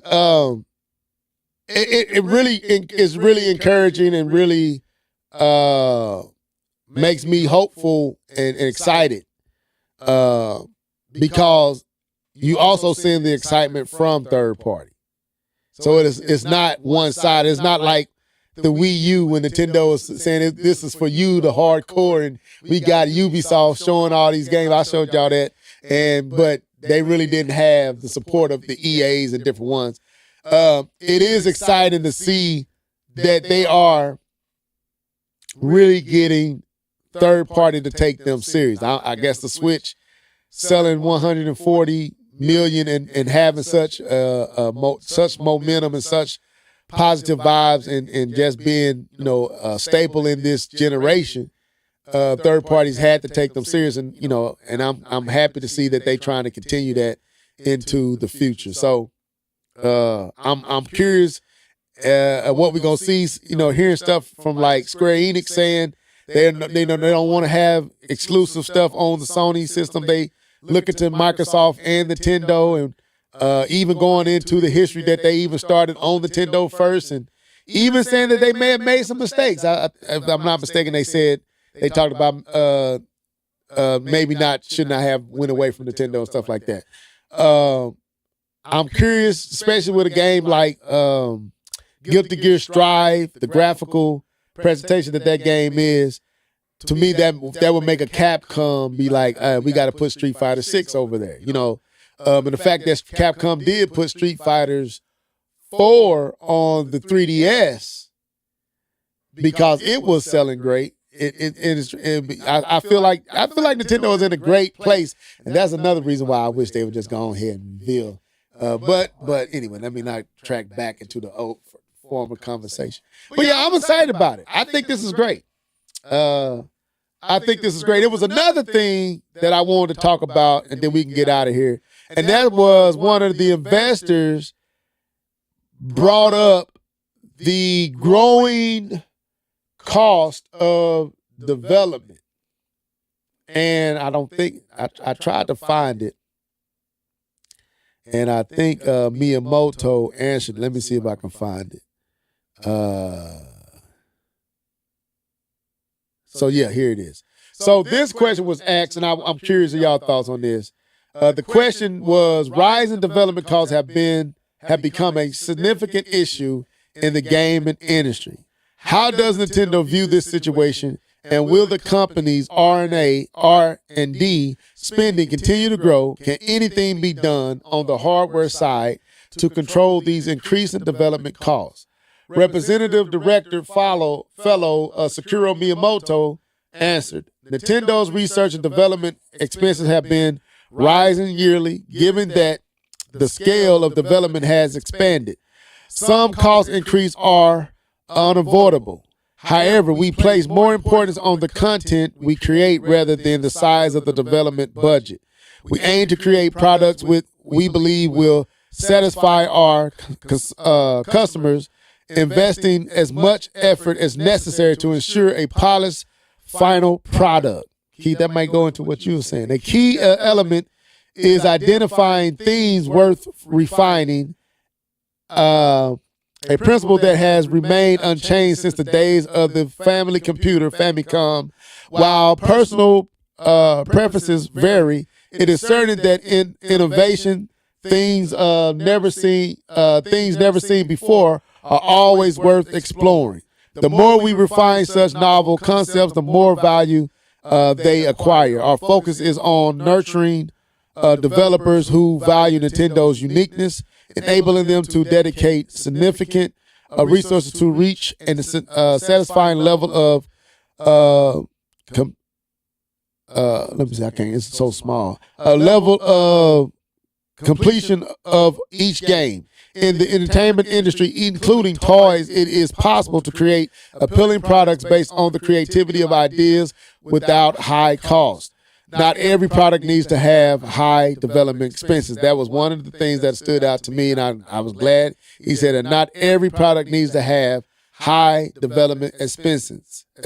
In gaming, too, it's possible to create fun experiences with a small team and a short development period given today's technology. Maintaining this perspective is crucial. So, with that being read, Keith, what's your thoughts on that? What you think about Miyamoto's response to that development cost question? Man, I mean, you look at their franchises and you see where they put their money in. They put their money in, just as an example, Odyssey. They put their money in Breath of the Wild, Tears of the Kingdom. That's where they put their money in. Then you look at the game, Pikmin. But then you look at other games like Echoes of Wisdom. They put money in it, but they didn't put Tears of the Kingdom money in it. You know what I mean? So they're still, what I got from that is they're still able to make high quality experiences without high development costs. And I think that's something that Nintendo has been able to pull off, and the fans have responded in kind. And I think, to me, that's what's keeping them afloat, while they're not also talking about closing studios constantly. Not saying Nintendo's immune to that. They are not perfect, but you don't see that happening a lot with them because they focus on, what did you say, innovation and creativity, things of that nature, nurturing developers, who value Nintendo's uniqueness. Like these are the things that keep Nintendo afloat, and a lot of that is probably driven by the not having high costs. Like here's a budget. What can you do with this? And the developers come up with a great idea, and they attach their IP to it, and boom, success. It's what's been keeping them going. Great point. Let me give you some claps on that. You just took us to school. K-Bun, floor is yours, dude. Got a quick question for you guys. Yes. No. And in development budgets, or the budgets for these games, what do you think takes up the highest percentage of most games?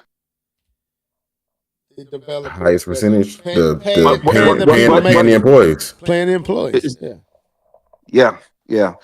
40 to 60% of the money is paid to the employees. And a lot of times when we talk about the budget games, what we're saying is that especially when you're talking about these bigger budget games, is even more because these games are taking up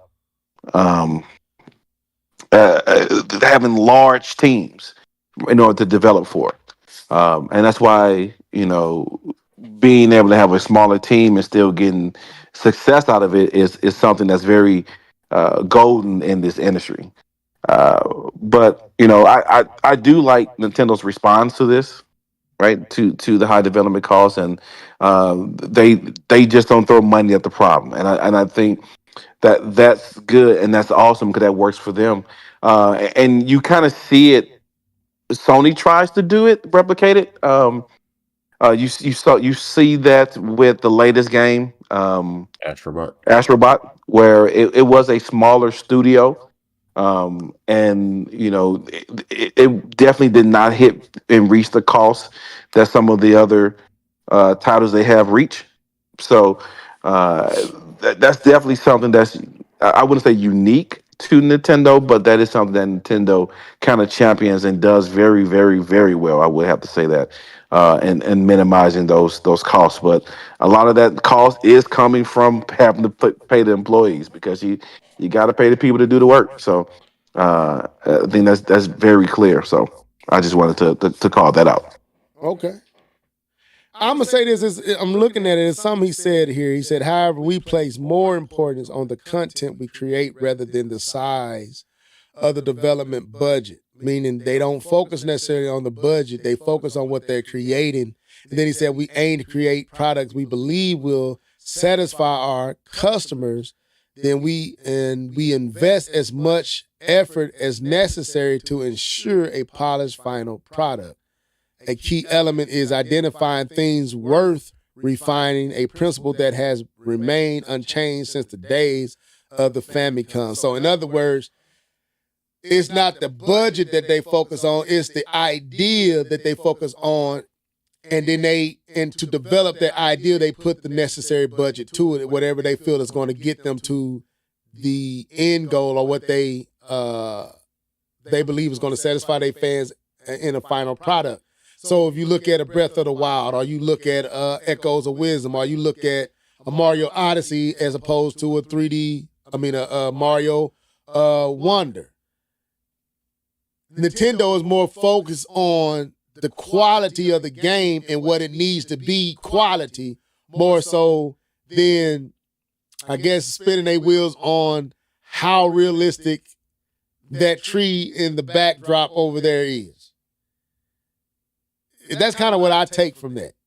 So while the budget will continue to grow, it's not necessarily a concern for us, because our focus in what we're creating is a little bit different than other of the companies. So they don't have a problem with a small team making Echoes of Wisdom and marketing it like it's the bee's knees, even though it doesn't have the bells and the whistles of Odyssey. It still was marketed and promoted and sold to us with the same I would say, hype and expectation around it as Tears of the Kingdom was. Whereas I believe Echoes of Wisdom wouldn't receive the same level of attention on a Microsoft and Sony because it's not the AAA high definition, cutting edge graphics. I think that's what I take from that. I could be reaching, but I do. That's what I take from that. I don't know if I'm tripping or not. What y'all think on that? I just think they put more into the creative process, Right. right? The more into creating something unique than Fun. and then than anything else. And I think that's what he was trying to call out. That you can have something that's beautiful, but if it's not unique in the way that Nintendo thinks things is unique, it's not really worth doing. And that's kind of what I So they took put, from that. yeah. Yeah, So they that's put. also that. Go ahead, Keith. No, I was just going to echo what K-Bone said when he said the Nintendo uniqueness. I think that's the money maker there. I think that's the whole purpose. Like when you're, and I'm not a part of any development team, so K-Bone can correct me, but you have to start with like a centralized idea. Like this is the fundamentals, not fundamentals, foundation of how we build everything. And from there, then we got our foundation, and then we go from there. It has that unique Nintendo charm, then we can build upon it. If it doesn't, put it to the side. We may be able to pull things from it, but we're not going to waste our time, money, and energy on something that doesn't speak to our core values. Right, and I thought that's what I was saying. But what you just said is echoed in this line right here. Not every product needs to have high development expenses. In gaming, too, it's possible to create fun experiences with a small team and a short development period given today's technology. Hence, Echoes of Wisdom. So, brings into focus what D2K just said. He brings up Godzilla Minus. He said won an Oscar for Best VFX with a budget less than $10 million. If you have the right person at the helm and the right team, you don't need to break the bank. Right. But even with that, like they produce some of the best visual effects that you could see on the screen. So it wasn't like they skimped out on that. And I know you kind of bringing it up with the high rising prices of making that tree look like a tree, but the people in Godzilla minus one made it look like a tree. Like the thing is they were able to achieve that without going to the extreme of spending all that money for development. Like their graphics were off the chain. I'm gonna say, it goes back to what you said earlier, K. But you said who is getting most of that money, and we said the people that's developing the game. Yep. And some of these companies have such large teams. I guess to me, what D2K is saying and what Miyamoto is saying, and what you kind of just said about the team that made Godzilla Minus, if you get the right personnel who are skilled and who know what they're doing, you don't need all these other. It's like they got too many chiefs, too many people doing the same thing. If you got skilled people, you might be able to shrink that down. Let that person, he's good at that, let him handle that, and trust him to handle that. But I'll tell you from the development, it's hard to find people I know that. that are skilled, passionate. It wasn't just the skills, right? It's the fact that they are passionate about what they're doing. That's the thing that I kind of want to make sure I'm calling out. That it's not just the skills to do it, but it's the passion along with the skills. right? That's Right. passionate, and that's how you get these products. Is that you get it out of this passion to do, and that's why to me, God of War 2018 was so amazing because of the passion. When you see it behind the scenes, the passion that that development team have, and even Barlow had in creating God of War and re-envisioning it, right? But you don't. It's hard to find those type of people. Those type of people are sometimes generational people, and that's not someone you can just put a job interview out and find. Right. And but it goes to what this is what I'm and you kind of so this is what I'm saying, and I'm just gonna read what Miyamoto said here.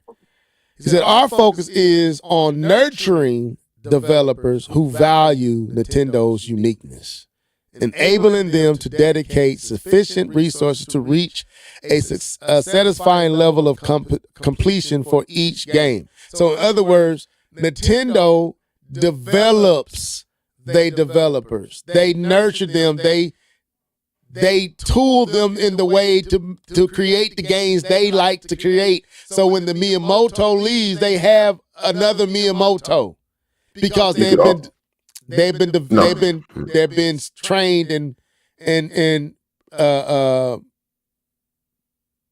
made ready. The art of Miyamoto, I'm just saying, the art of Nintendo. like you look at Anuma, Miyamoto, Zelda, then you look at Anuma. And if nobody told you, you would still think Miyamoto was overseeing Zelda. But you find out, no, he's not. But the quality in what Zelda is has not slipped under Anuma. And matter of fact, has went even farther. Why? Because they nurture, they develop, they train, they build the developers they want. Whereas, like you were saying, other companies may just try to hire as many as they can. You're not really developing and you're not nurturing them to be what you need them to be.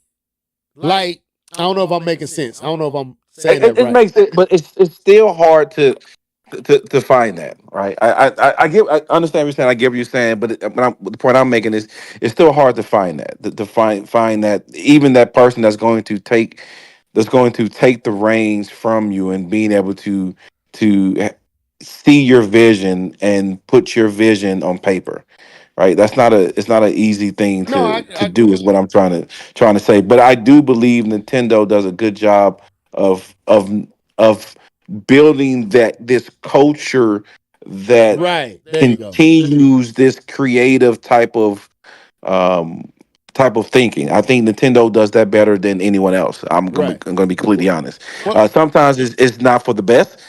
Sometimes you get Wii music. Let's be yeah, honest here. yeah, Stop. yeah. Let, Shots let's Stop. let fired, shots let's fired, let's shots be fired. honest here. We get Wii music. Yeah, but I But But that with that extends creative, further.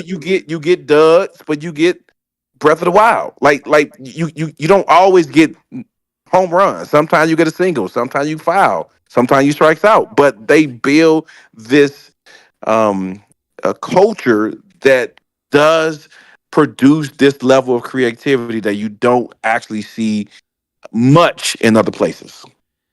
But go I ahead, was gonna Keith. say that that extends further than just Nintendo in-house too. You look at a company like Grezzo, who made the last two Zelda games. They made Echoes and they redid the Link's Awakening.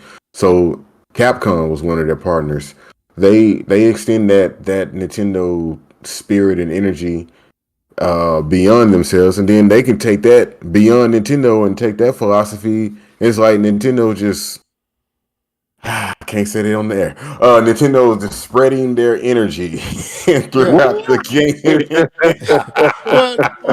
Well, Keith, you hit it. You hit what I was about to say when you look at a Rare with Nintendo as opposed to Rare with Microsoft.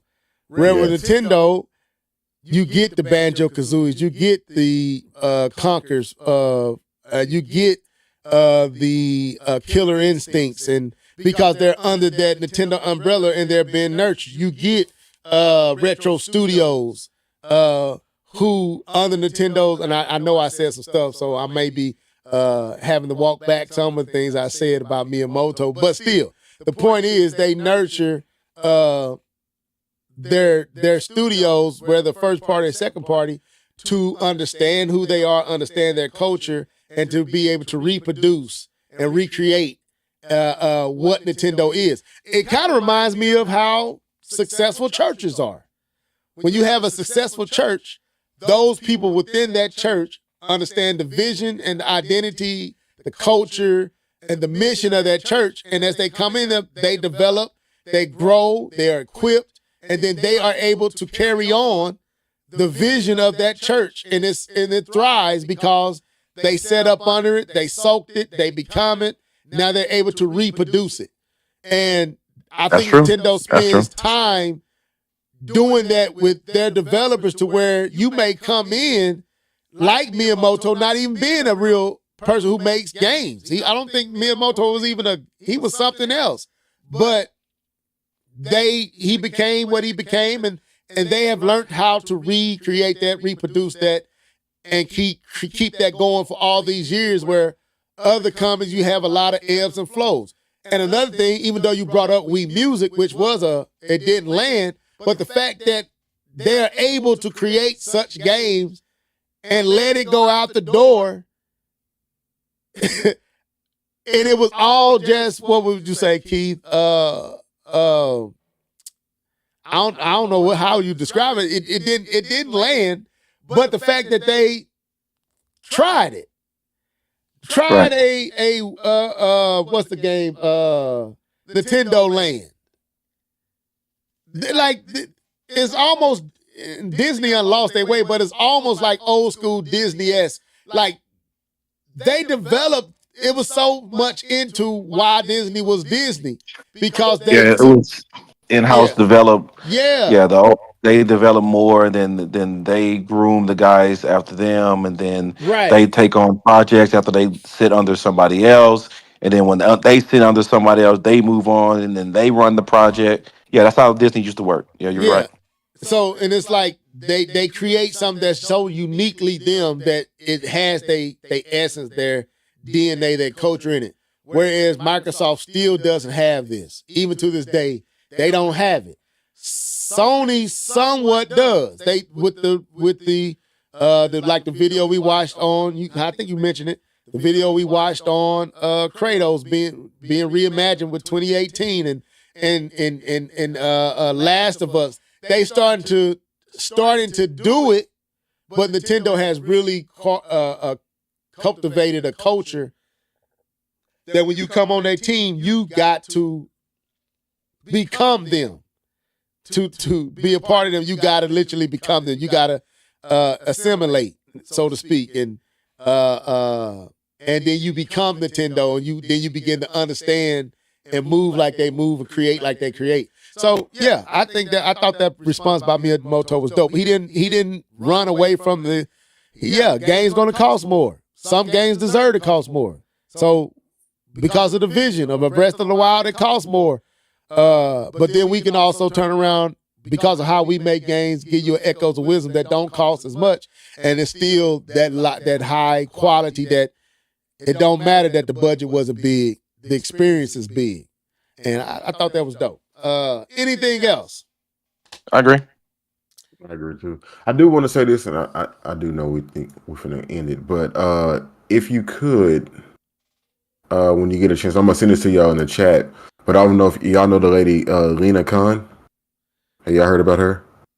She is the chair of the Federal Trade Commission, FTC. No. She was appointed by Biden. Okay.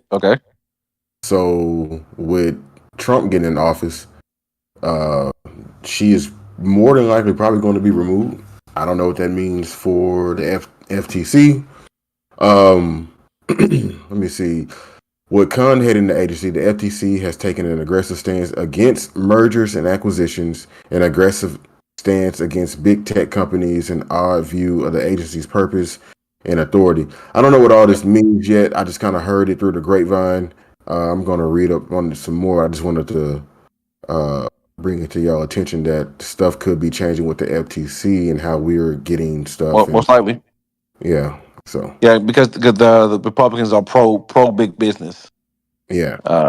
So they're okay with the acquisitions and stuff like that, because this supposedly big business if you allow them to get big, they trickle down and support the communities. Which, anyway, that's getting into politics. I'm not gonna get to Yeah, I don't want to come. Well, I was just bringing it up. Microsoft could get bigger one day, so just watch out. Yeah. Yeah, that's true.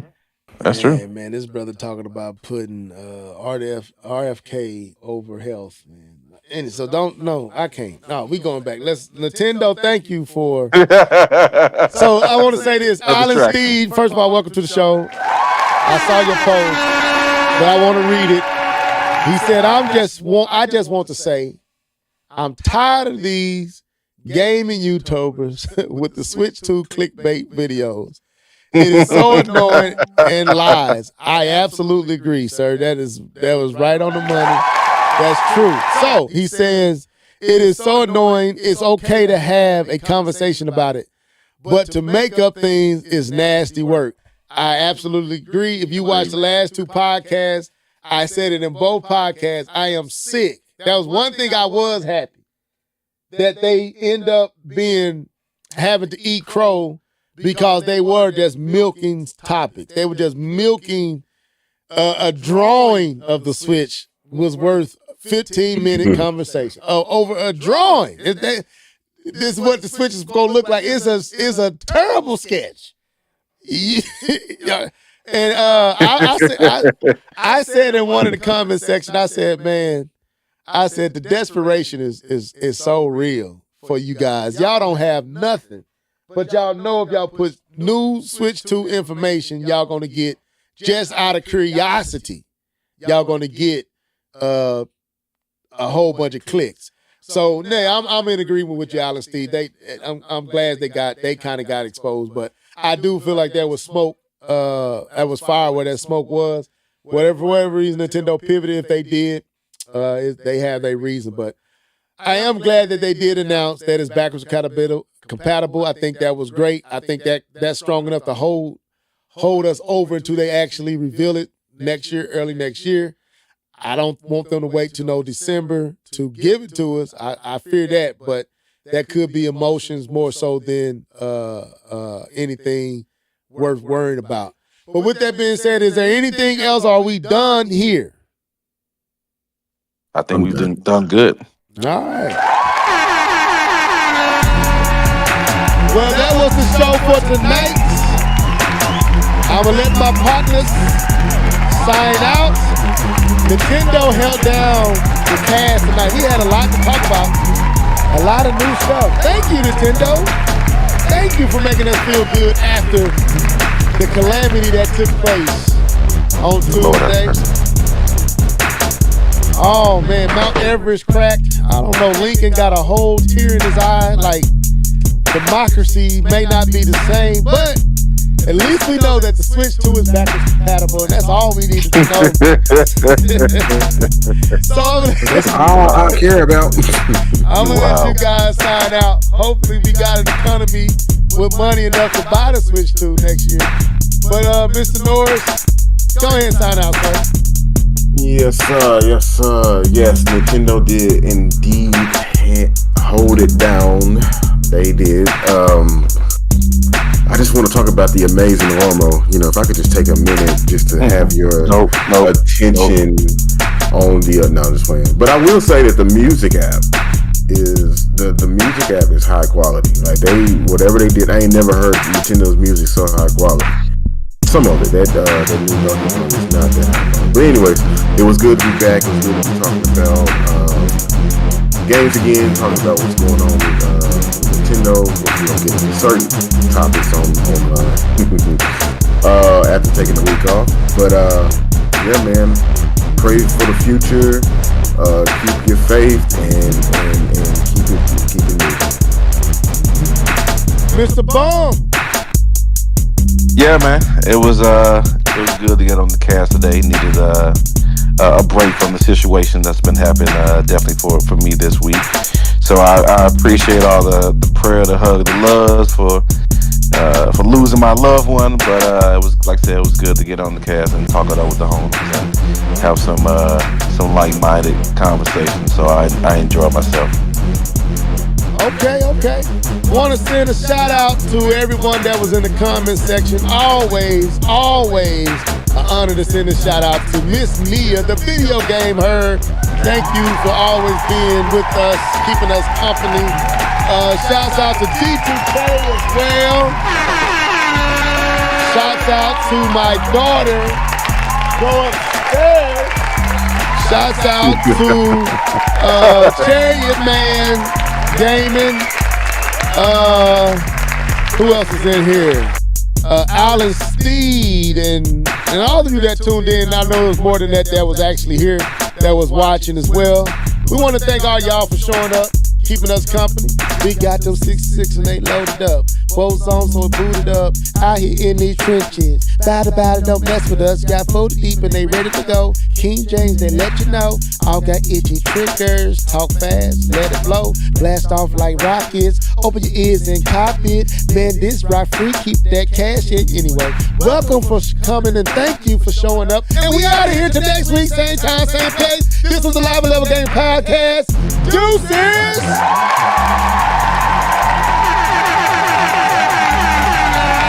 Peace!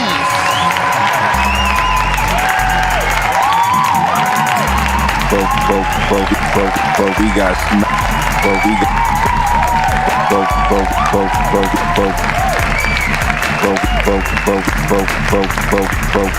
But we got smashed, bros, though.